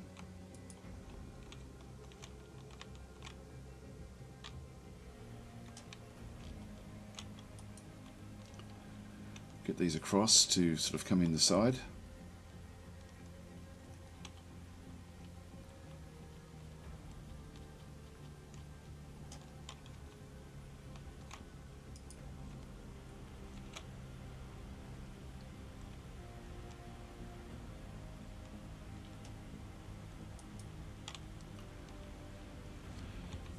God, it's going to take a bit of a bit. It's going to be hard to do this.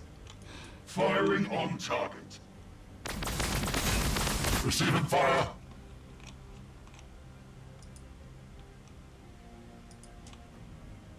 Progressing.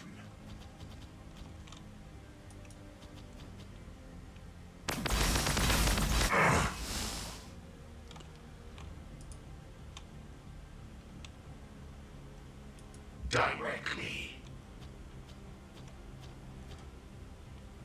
Eliminating.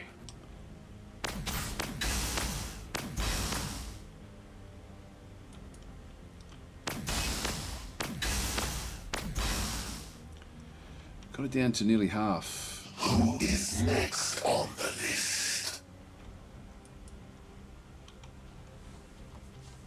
These speeders won't do a hell of a lot of damage to us, but just got to keep on focusing on this one here. Resistance detected. All right, okay, that's good.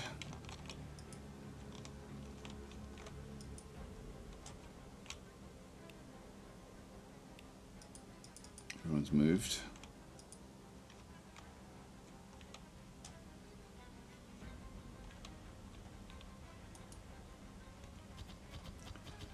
So unfortunately, we're going to be losing the this hero.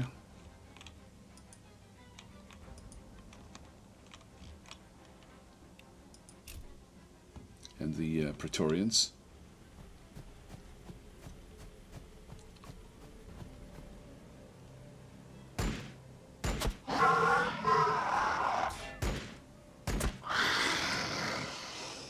Just gotta stay on the prize.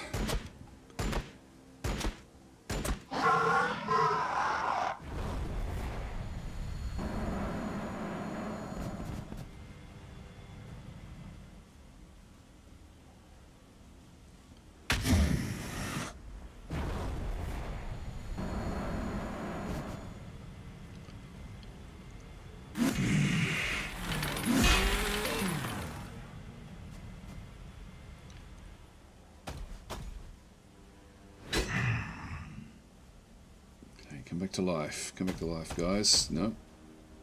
A worthy attempt.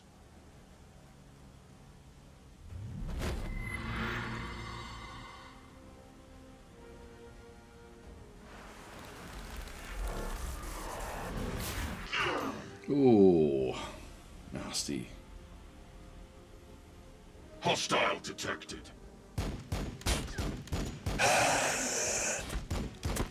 Counterfire.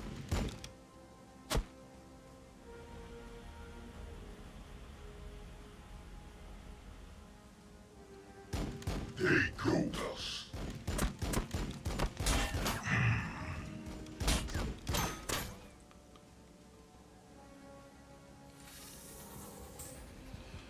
All right. Well, we've only got one shot with him.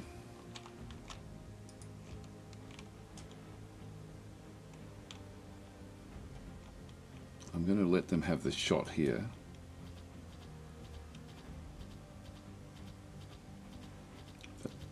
That priest. Calm down.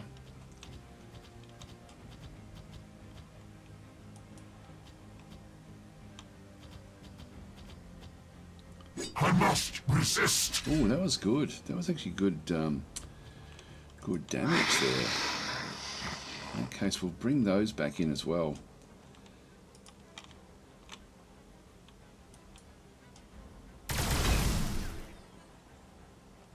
Down to 300 points. That's just a normal hero now. Heavy fire support. Receiving fire.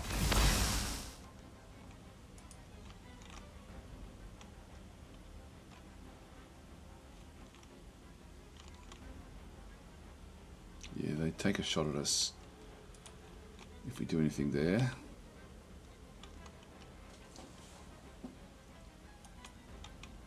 Down to 174.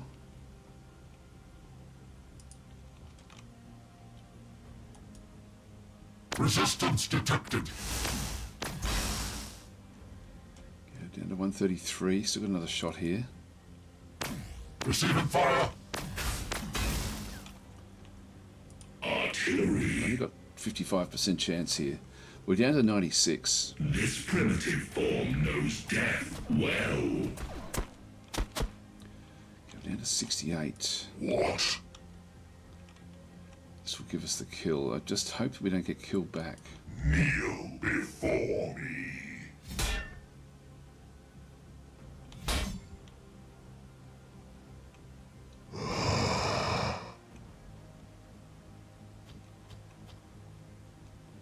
Down to 5.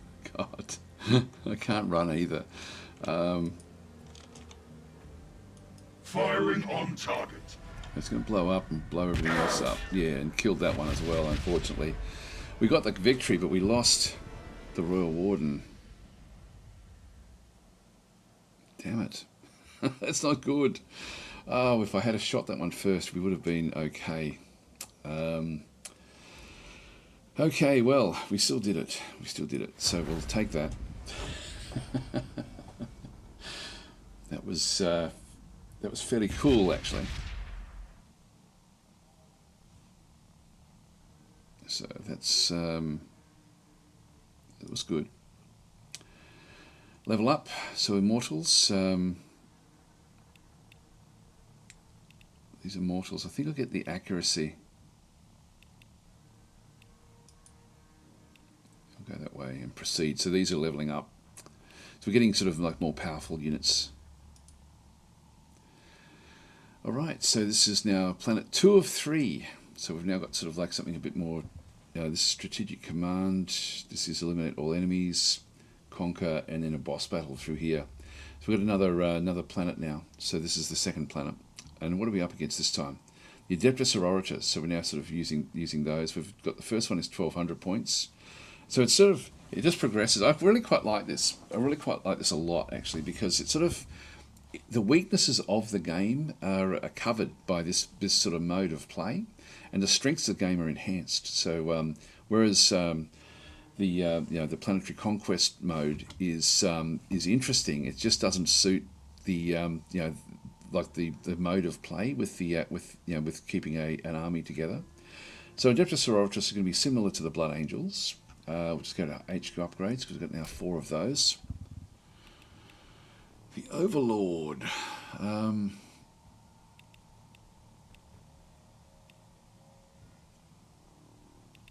So we can get 2 of these.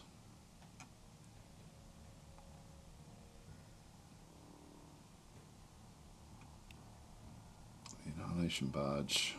It's 200 points there.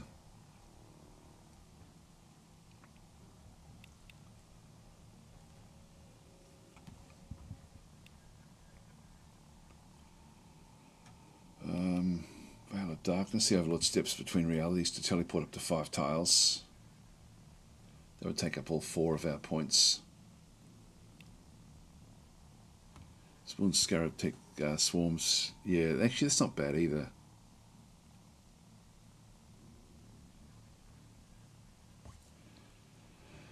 It's worth 2 points. Let's just keep on working our way this way.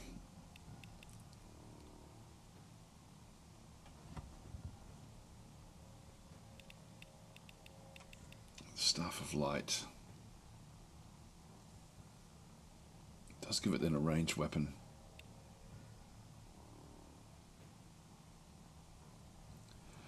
This is for their basic warrior units. It's for the Royal Warden. I want to keep the points down, so I want to get numerous units in there. So we've got all of our basic units up the top there. 125 for the Locust Heavy Destroyers. Let's go and grab that as well. Confirm that. Done. Army management. So we're back into here. And unfortunately we lost our big guy.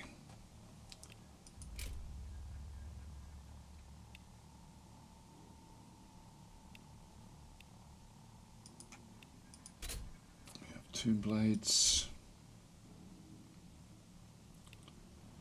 Up to 1400. If we just look at the actual what we've got in through here again, so we've got these were useful. These are actually useful as well. The Locust Heavy Destroyers are also good. Like, they're all good stuff. I forget what the limits are for bringing more of these in. I think we have a limit on how many of these we can have in the army. I will grab, what have we got? We've got 300. Ah, geez, if I spend this one, I don't get much else. It's a shame we lost that one, because that's pretty much all we got back was the cost of that. But we sort of, yeah, I want this one in the army. I'm going to add that one in. So we're down to 30 points again, so I'm just going to save those points up. That means we've got a fair few points in here that we can now go and add in from the reserves. I've only got the basic ones here. These are 65 points each. These are 100 points for the Tomb Blades. I've only got one of those. It'd probably be better to get two of those. I will bring another Death Mark back in. We have a Lich Guard as well. These are 125 points. That leaves me with 80 points, which means I can grab one of these. What have we got there? That's 150 points for one of those. 100, 100. This is great for scouting. What have we got back in the army? They're worth 70.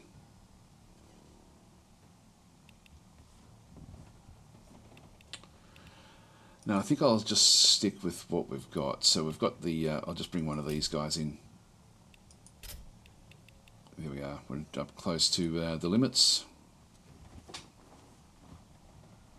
And then hopefully we keep this one alive this time. Just click on done. Alright, in we go. Just do another save. And save game.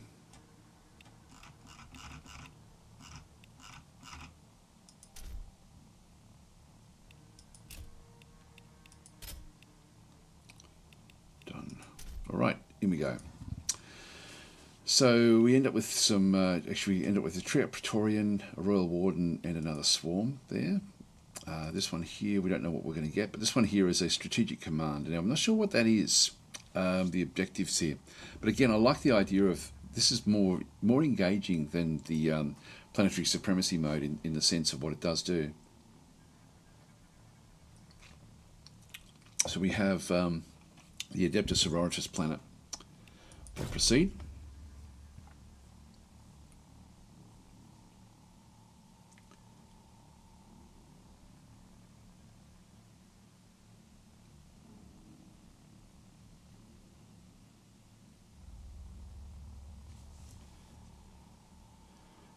And we'll see what we end up with. I like that it's random as well.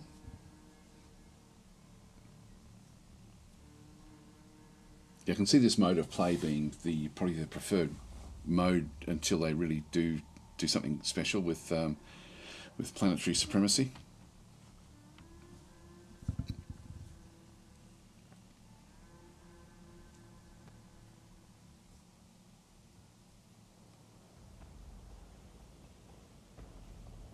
Here we go, here we go.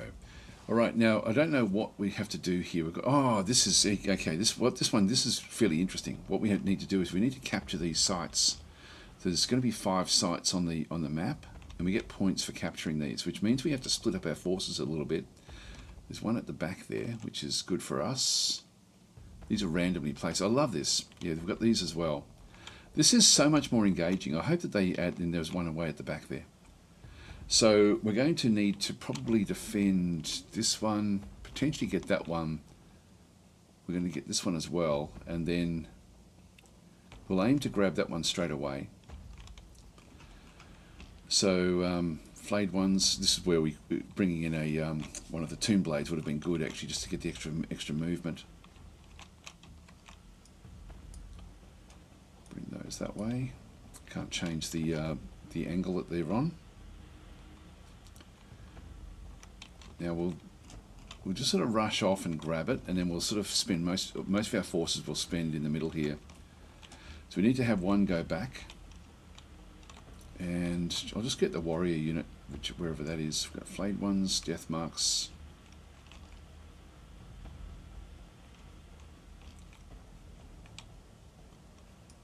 Yeah, you can go to the back.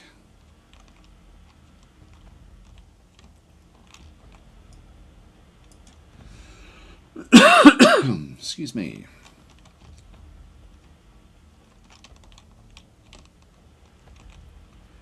So get them to go after that one.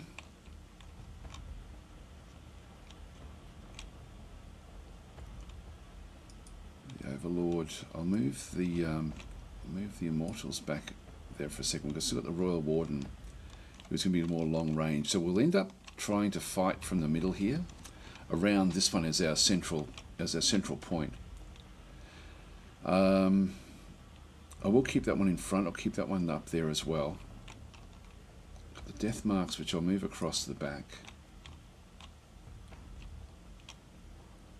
The Lich Guard and the death marks there. We've still got two lots of death marks. We keep them also towards the back. Again, we need to make sure that we don't have too many units in front of us. We'll just go Immortals. We'll sort of spread out once we actually sort of hit this range.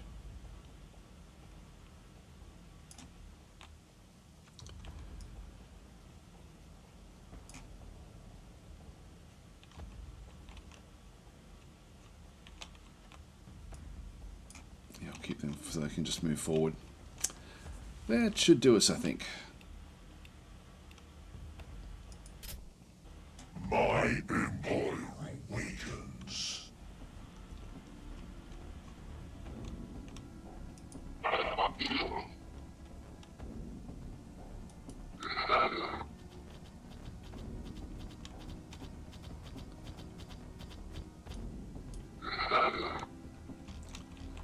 So we need to get to that point there. 1, 2, 3, 4. Yeah, we'll be there next turn. Just put Overwatch on that one.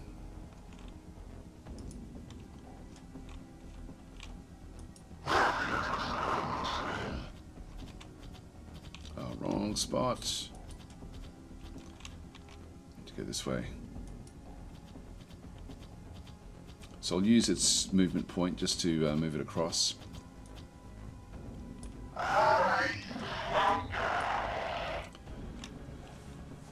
Okay, not seeing anything else around those just yet. Let's start to move up. What is your will?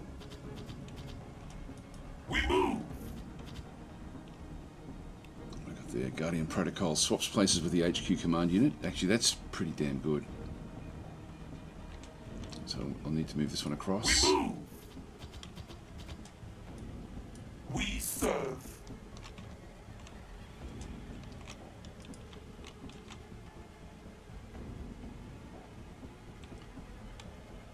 Progressing. Let's get them on the outside.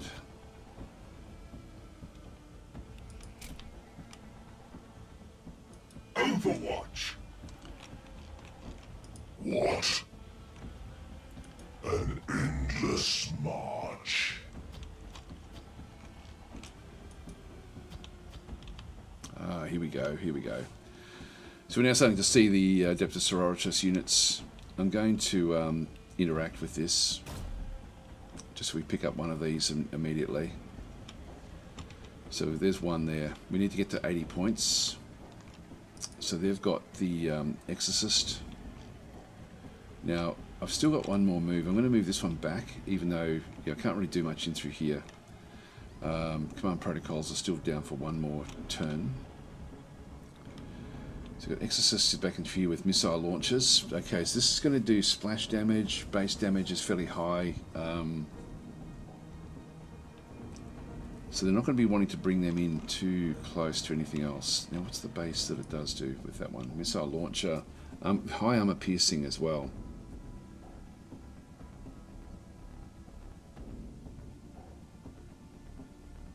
But the accuracy should be low. Yeah, base accuracy is still 80 actually, and then it's got the heavy bolter there as well. And then back over through here we've got the Celestians Sacrosancts. The hollowed mace, so melee and a bolt pistol, wanting to be range, like optimal range 1. And we've got another group of those in through there. Celestians, actually that's different again. Celestians have got the pattern bolter, optimal range of 3. Blessed ammunition. I'm going to move back. My will be done.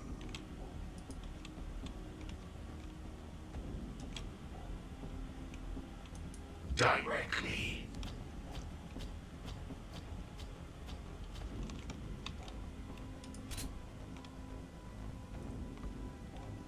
An opportunity arises. So the flayed ones in here. I'm going to move them out to the side.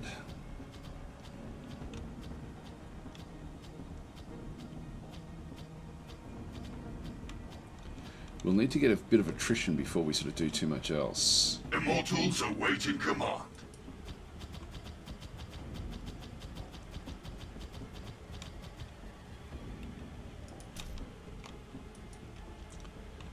Put that Overwatch on.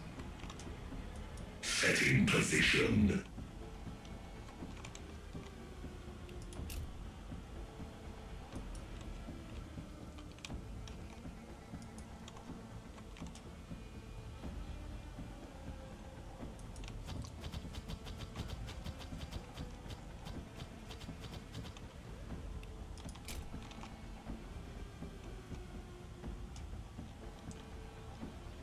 Go beyond. I'll just do the Overwatch a little bit beyond what's comfortable for them. Our targets wait.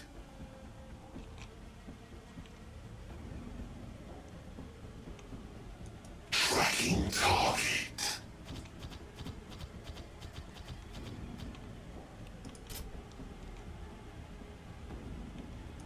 Watching this area. See that behind that we don't see as much. We're not quite as good. We'll still just put the Overwatch on anyway.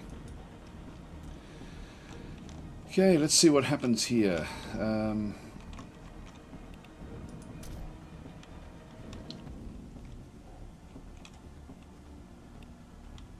Guardian Protocol. Swap places with the HQ unit when they're attacked by ranged weapons. Provides the HQ unit with, provided the HQ unit is within 3 tiles. This unit will then take all damage intended for the HQ unit. So this one here is the Lich Guard. Now, I think I want to do that.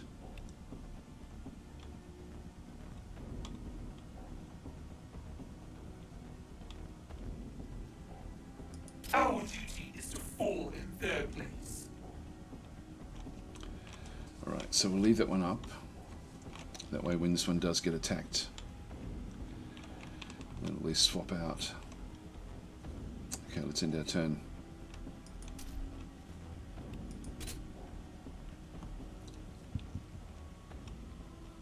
Hostile detected. There we go, we swapped it.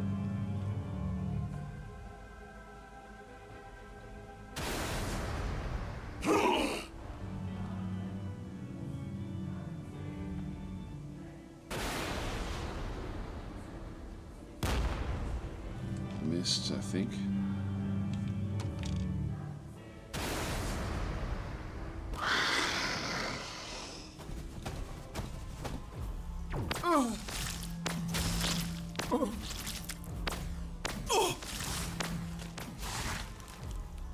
We are taking fire.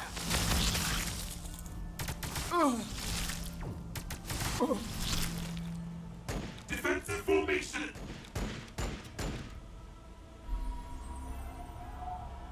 Our shields remain.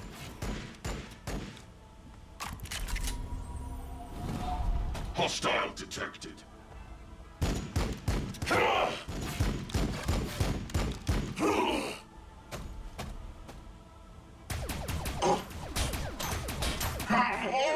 That was good. That was good.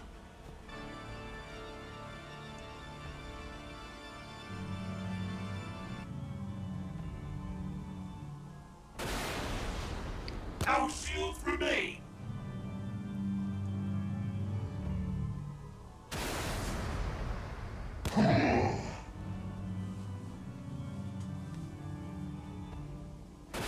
Bloody powerful.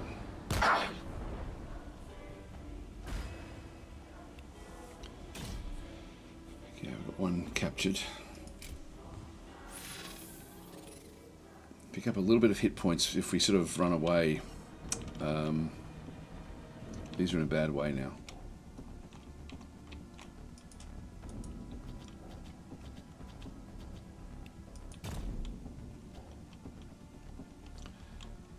So grab hold of that one, then rush back.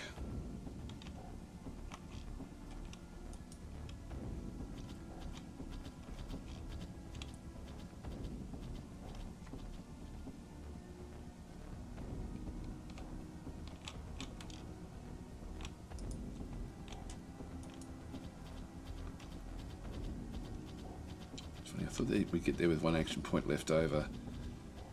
We can still interact.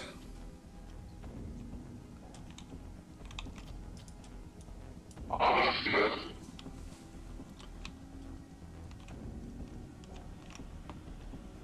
we should be able to do a lot of damage in here. The sound of our guns will herald their death. This is the Penitent Engine. Twin heavy flamers, so we don't want these getting close at all. Like this is these were doing a lot of damage against our units. Let's do it. The Celestians, got the Canoness back at the back there. She got a Condemner bolt gun and a power sword, and then we've got a an Imagifier back through this other side as well. The Godwin DasTactic pattern bolter. But this one, the Flamer, is the one that we really need to avoid from the different stacks that we've actually then got. Now we're going to be able to do a fair bit of damage with this one. I think it's worth rushing a little bit with some of our units. Firing.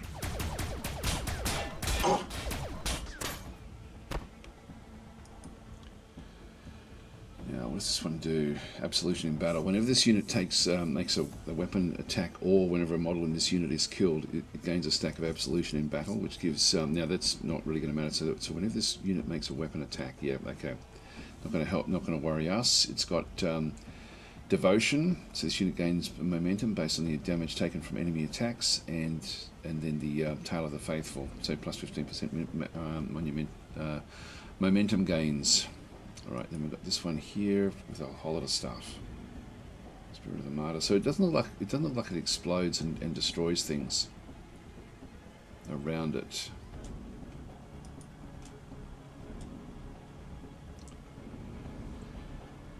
So we can go in. I think I'll just keep on blasting it though.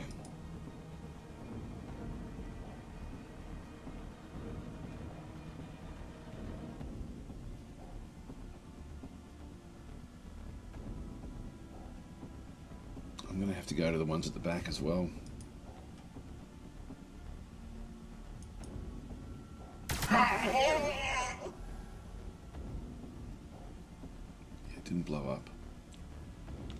Who is next on the list? 35, 42, 36. So we need to move these up to pick up some more damage.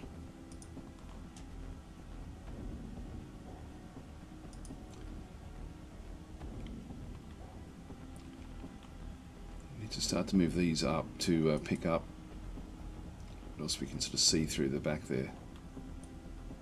Acknowledged. Yeah, that's a lot of firepower at the back.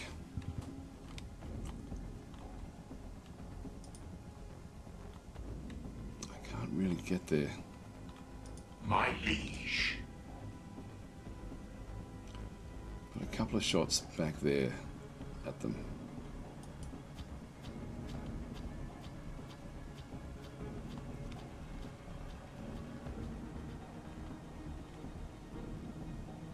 Eliminating. The enemy is attacking. Stand fast. Hardly anything. We are taking fire. Really difficult to contend with. Which I think that means we just need to just get rid of these ones in the front here, really. Heavy fire support.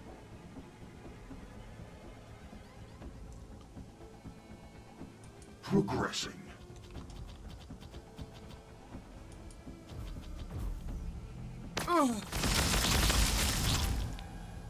Good. That was good stuff. The Immortals are great, actually. They really do a good job. 48% chance there. 44 there.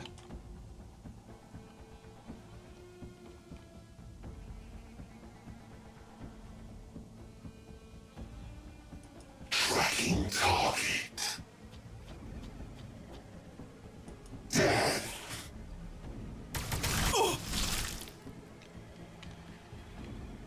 Our targets wait. Okay, we've already used our points there. Let's just move back a bit.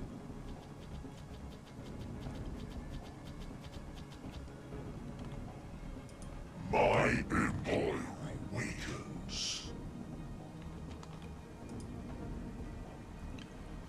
Now, these have taken a bit of a beating, so yeah, I think we'll actually move them back out of the way.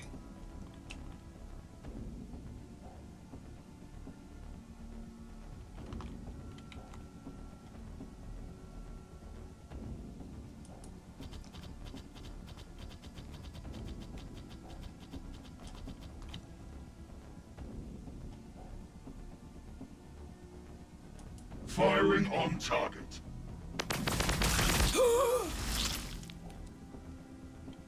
It's not bad. The Overlord. Do I risk him yet again? Got command protocols. Toggles between two commands. So we've got the +1 movement and +1 range. So Heed my mandate. oh, actually that affects all of these. What? An endless march. Oh, there's still more at the back. Interesting. I have waited for this.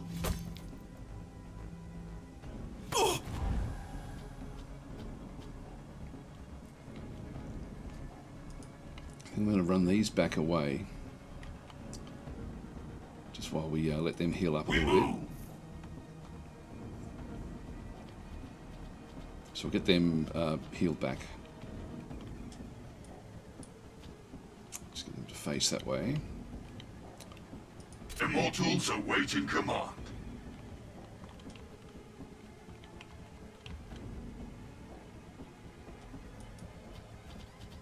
Oh, these ones were damaged. I should have moved them back as well. I don't think I can undo the last turn.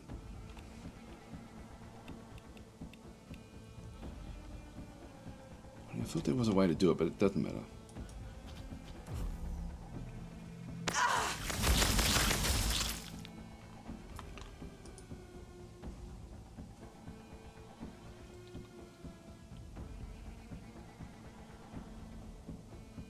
I'm not sure how I got the 3 shots.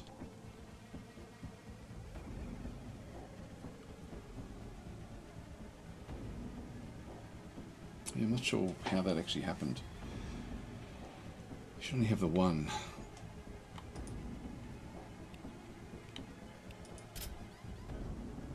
Oh, the flayed ones. I don't mind if I lose these.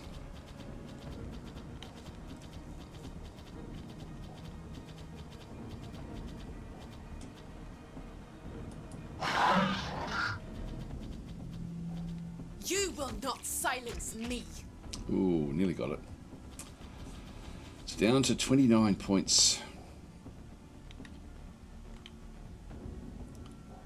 That's it. That's everyone.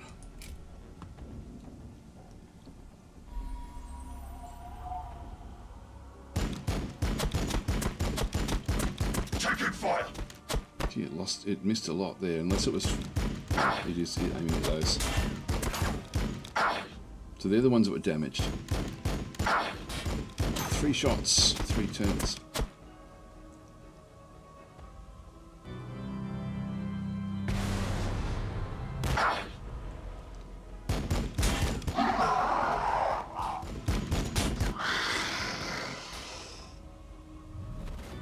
Two of them came back to life.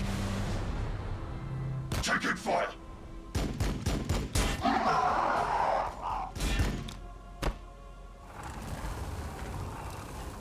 Alright, now we got it.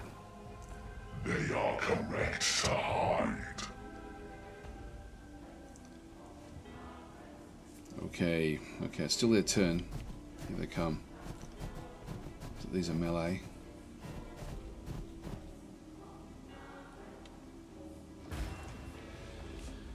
Here we go. So we're doing good with our command point capture, but we're also now doing good with the attrition as well. Now we can kill that one off easily.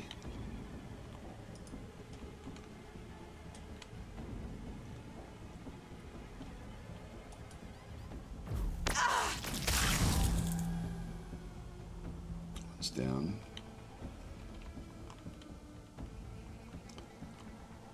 This one's got 400 points. Your guardians await. Rush this one forward. Got a guy at the back as well.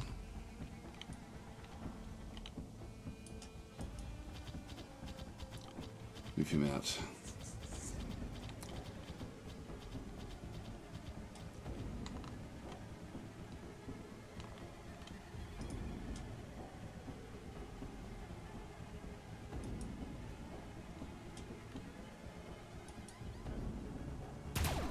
We are taking fire. Okay, that's 83. That was good.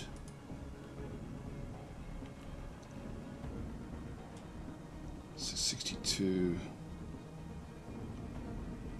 Should do better there. 89%. Taking hits. Only 39, so it's not fantastic. Heavy fire support. 72, I can do a bit better from back here actually.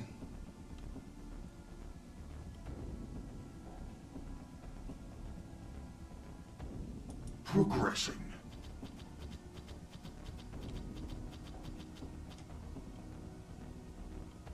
Firing on target. Yeah, only got rid of a couple.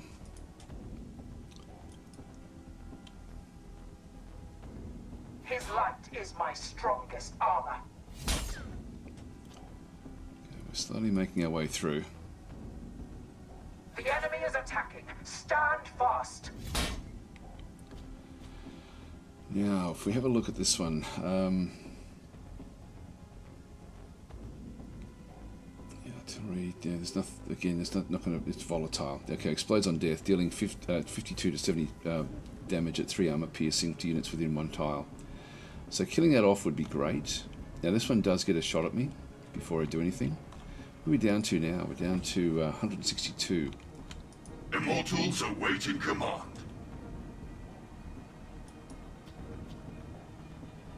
Taking hits. Down to 129. I don't think we're going to be able to finish it off.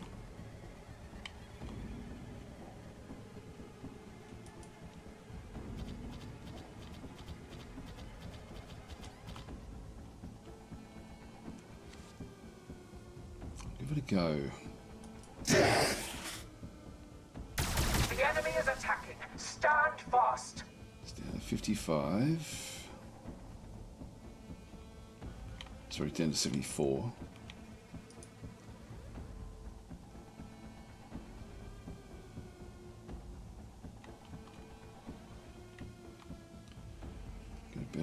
battle here, I think. Who is next on the list? Tracking target. 77. Don't think I'd get much better there. It's still 77, that's okay. Taking hits. Down to 28.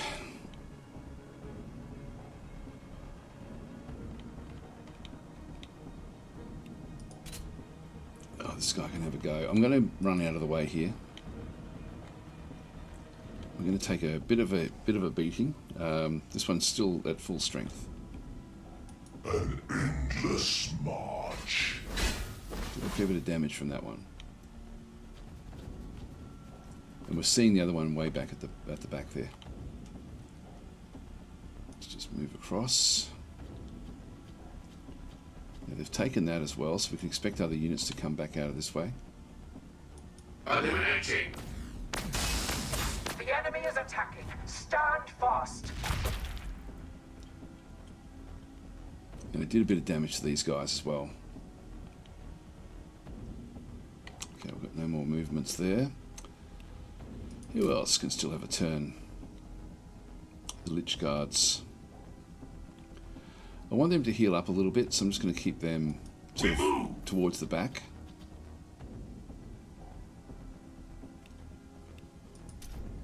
Yeah, it's the last one. We'll end our turn there.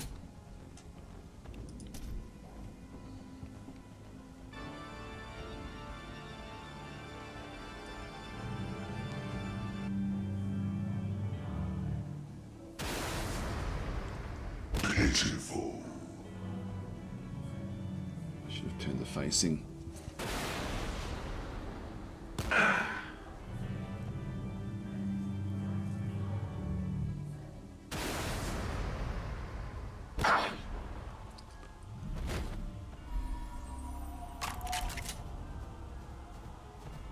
Yeah, I'm facing the wrong way. Oh my god, I've done it again. I don't believe it.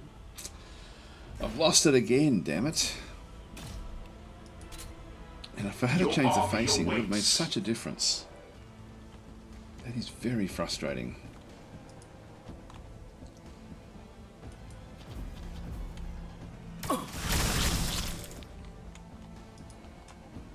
Tracking target.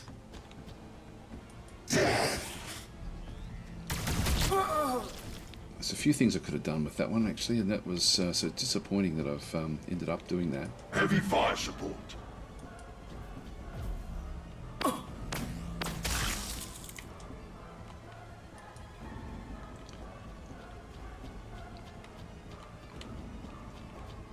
Artillery.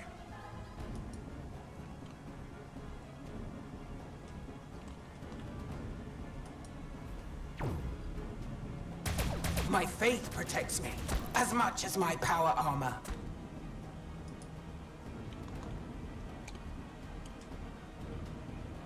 So that'll help us.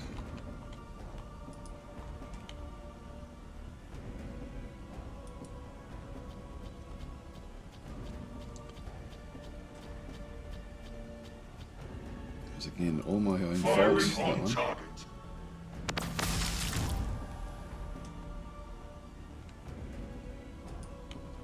Well, the Warden's still going very, very well. Got 2 shots here, so we'll just bring him down to. Don't know if there's anything else. Directly. Maybe it came in before.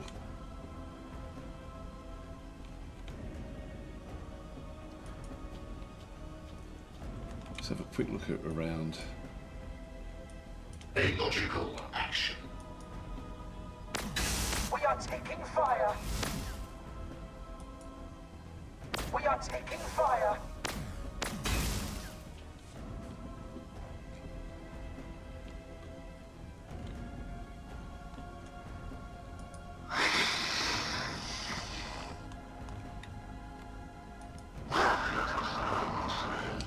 Rush them forward.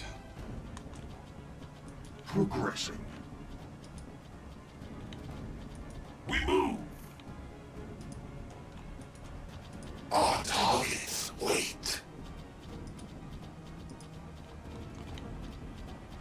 It's all done. Yeah, I've got to be more protective of what I'm doing. Oh, they didn't take that one. I thought they had. Yep, so no one's taken that one just yet. I've only taken this one here.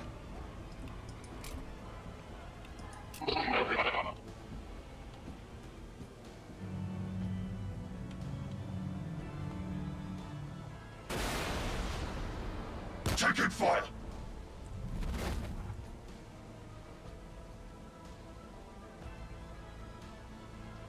It's moving slowly. We are taking fire.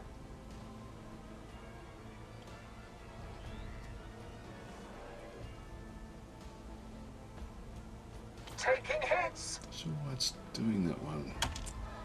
Seems to be taking an awfully long time to do the shots coming back the other way. The enemy is attacking. Here we go. Stand fast.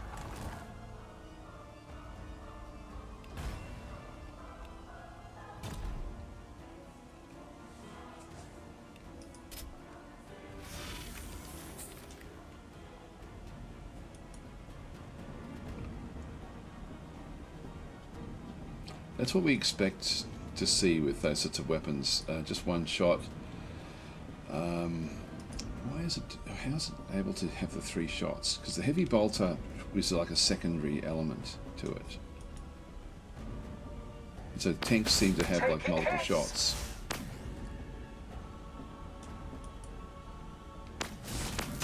We are taking fire.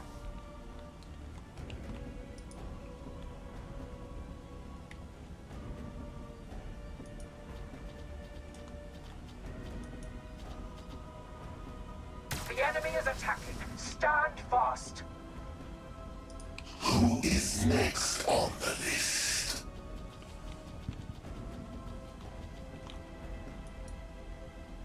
We are taking fire.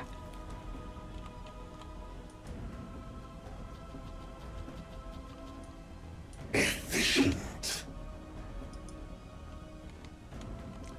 Lost those flares. What is your will?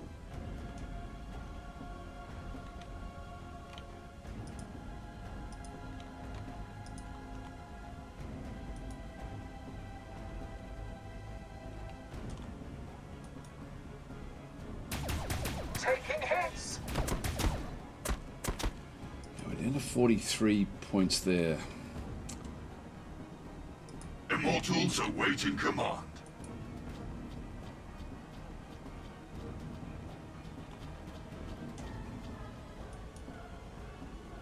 The enemy is attacking. Stand fast. Down to 18.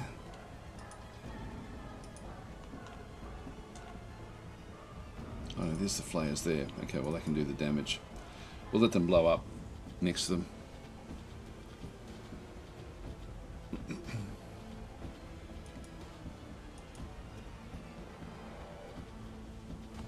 Taking hits. That should be the end of that one.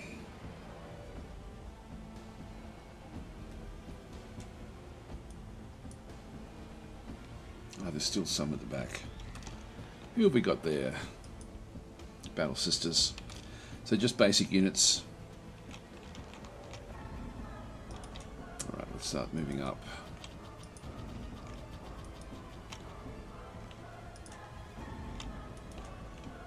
Our targets wait. Your guardians await. Okay, that's all we can do there, so we'll end our turn. Overwatch.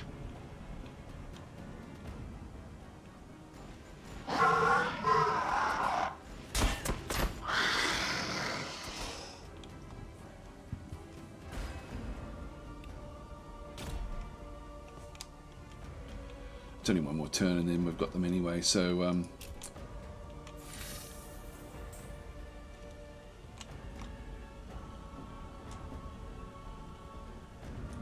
Directly.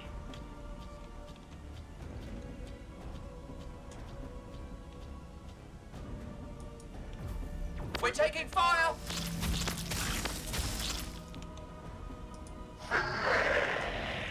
move them out of the way.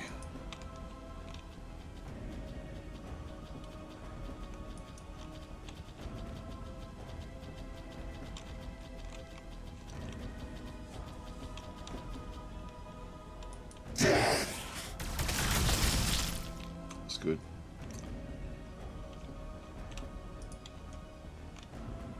Tracking target.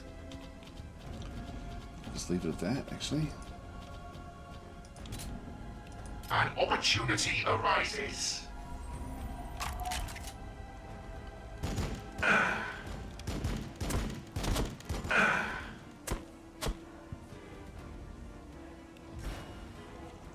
There we go. My liege. Oh yeah, there we go. That's good. That's what we wanted. We get another four of these points. Just proceed, and unfortunately, we lost the really expensive unit again. So, Valana, do you need to own the faction DLCs to have them show up as opponents in the Crusades? I would assume so, yes. There's a fair few different packs now, and so I would imagine that would be the case. Yep, so we've got the army point cap. We've got 300. So I can only just pick up another one of those units again. I'm almost tempted to ignore that expensive one and just get a few others, just for starters. We've got 4 of those. We'll just go and proceed. Level up. Okay, these guys have leveled up. That's good. The Royal Warden. Okay, that's good actually. So he's now level 2. This one here is going to give him 20 evasion, hit chance, or we can go additional melee attacks, which he doesn't do melee. So hit chance of 15 is actually fairly substantial. I think we'll go that way. Proceed that for his for him. And HE upgrade. So I've got 4, which means I can sort of do anything from this line here.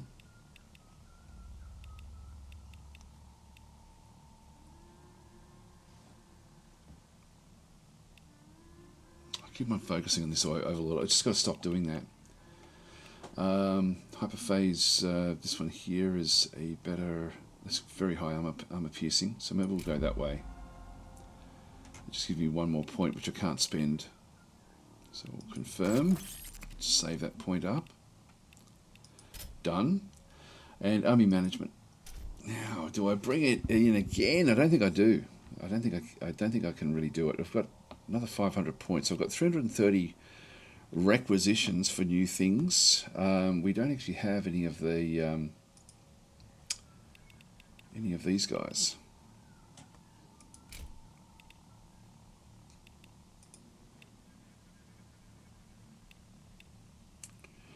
Now this is the hyperphase threshers, which cost 0. This one here would cost me 135 if I go to this weapon, which we just unlocked. Base damage is a lot more. Yeah, so I'll definitely go that way. So when it comes, now that's up to, we've still got 270 odd.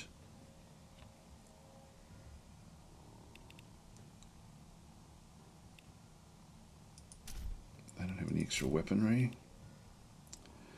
These heavy destroyers have been pretty good. I think these are going to be very, very valuable. The Lich Guard was okay. Hexmark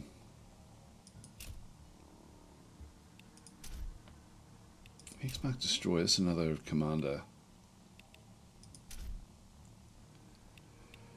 So it's gone now to level 2. I've only got 200 points left. Getting a Tomb Blade is, like I've already got 1.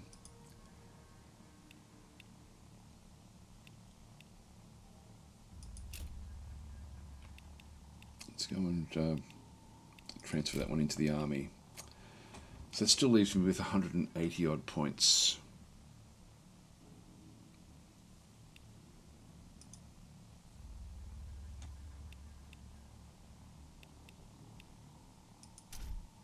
So I've already got 2 death marks in there.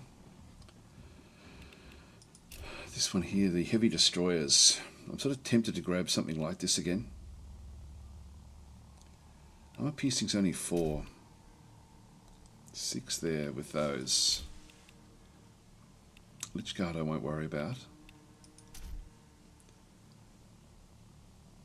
These Praetorians at 110. I can now go and get the Rod of the Covenant. Actually, these are attack 1.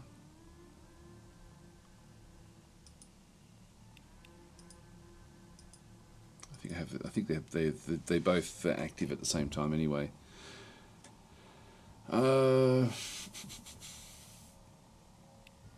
Did we lose the last Praetorian unit? We may have done.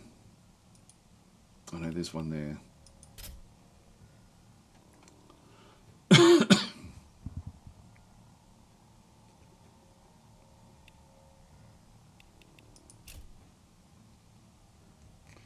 Might grab another one of these actually. Add that one. So we've still got 60 points, which unfortunately we don't have quite enough.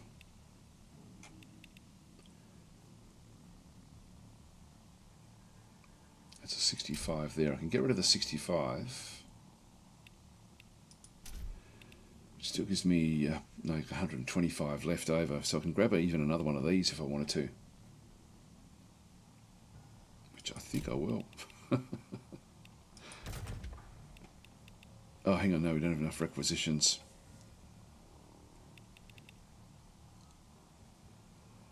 I might get myself, like we lost one of the other Gorse Flayers, I think. I think we've got any more of those. Yeah, they're all gone.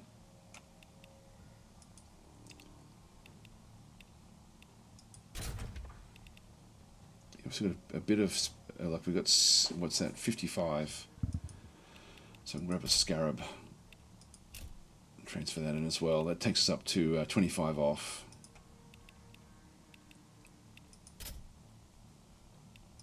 Just double check that we don't have any other weaponry that we can bring in with these guys. Nope, they're all consistent. Yep, that's all good. Okay, done.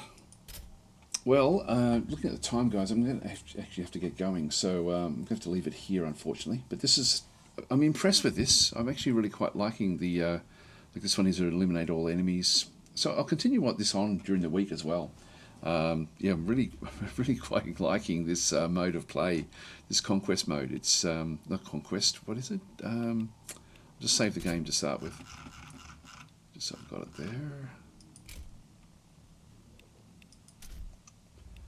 Confirm. Okay, so we'll just go back to the main menu. Confirm. So this mode of play is when it gets there.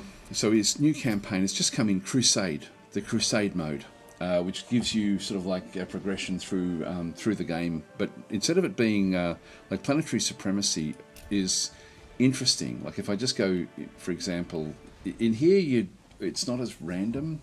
You also have to then choose. You know, if we choose the Blood Angels here, for example, we need to choose who we're going up against as our two enemies. And so, you know, if you can choose to fight against allies if you wanted to, but you can. You can sort of choose. You've got to choose essentially 3 factions, which is, and you can sort of design your planet. It's getting better and better, but it's for me it's just a bit above average. This particular campaign. If we go and launch it, it's similar to what we're doing. Actually, even though this new mode is a lot more basic, it still works for me. Like it still works best in the way that the game works. But I'm hoping that they do keep on doing more things. Actually, this does look different. This looks like it's actually been enhanced a little bit. Okay, so what have we got in through here? This is an unclaimed region. Not sure what that is. Might be, is that Tyranids? And Tau? Not sure what that is there. What's this one here? This is a rapid resupply as a resource. It's pretty cool the different resources you do end up getting. What's that one there? Unclaimed auxiliary force, plus 300 army points. That one's 300 as well. Not that I can claim those. And so the enemy starts off in those locations. We start off down in here. and we then have to sort of just move back through the actual through these areas. And we end up with the same sort of yes. These are the special locations. This one is unclaimed. If I go and claim it, we then end up having to fight a tower defender. Yeah, so it is tower. Just cancel that. If I go to these and claim these, we just have to fight up against a Tyranid force in through there. So it's yeah, there's army points. Actually, I'll just close that one off. So it looks like we're surrounded by special entities. Anyway, I'm not going to be playing that. So Apiadici is saying, why is there no tank in your army? What factions are missing? So Eldar, Dark Eldar, and Adeptus Mechanicus. Yeah, that's that'd be pretty much it, I think. I'm just trying to think of what else Gladius has got that this one doesn't have. Yeah, that'd be it, I think. I'm just trying to think of if there's any others that we would need. Yeah, I can't think of any others. So anyway, that's there may be. It may very well be. Oh, you know, we've got orcs. Yeah, we've not got everything we'd sort of need in this one. But anyway, guys, I'm going to have to leave it there. So thanks for watching, and I won't play Planetary Supremacy. That was going to be my go-to for this one through here. But I don't mind that it's just not awesome. But it is getting better and better. So I'll yeah, compared to Gladius 2, says Apiadici. Yep, no, that's all cool. All right, I'll catch you guys later. Thanks for watching.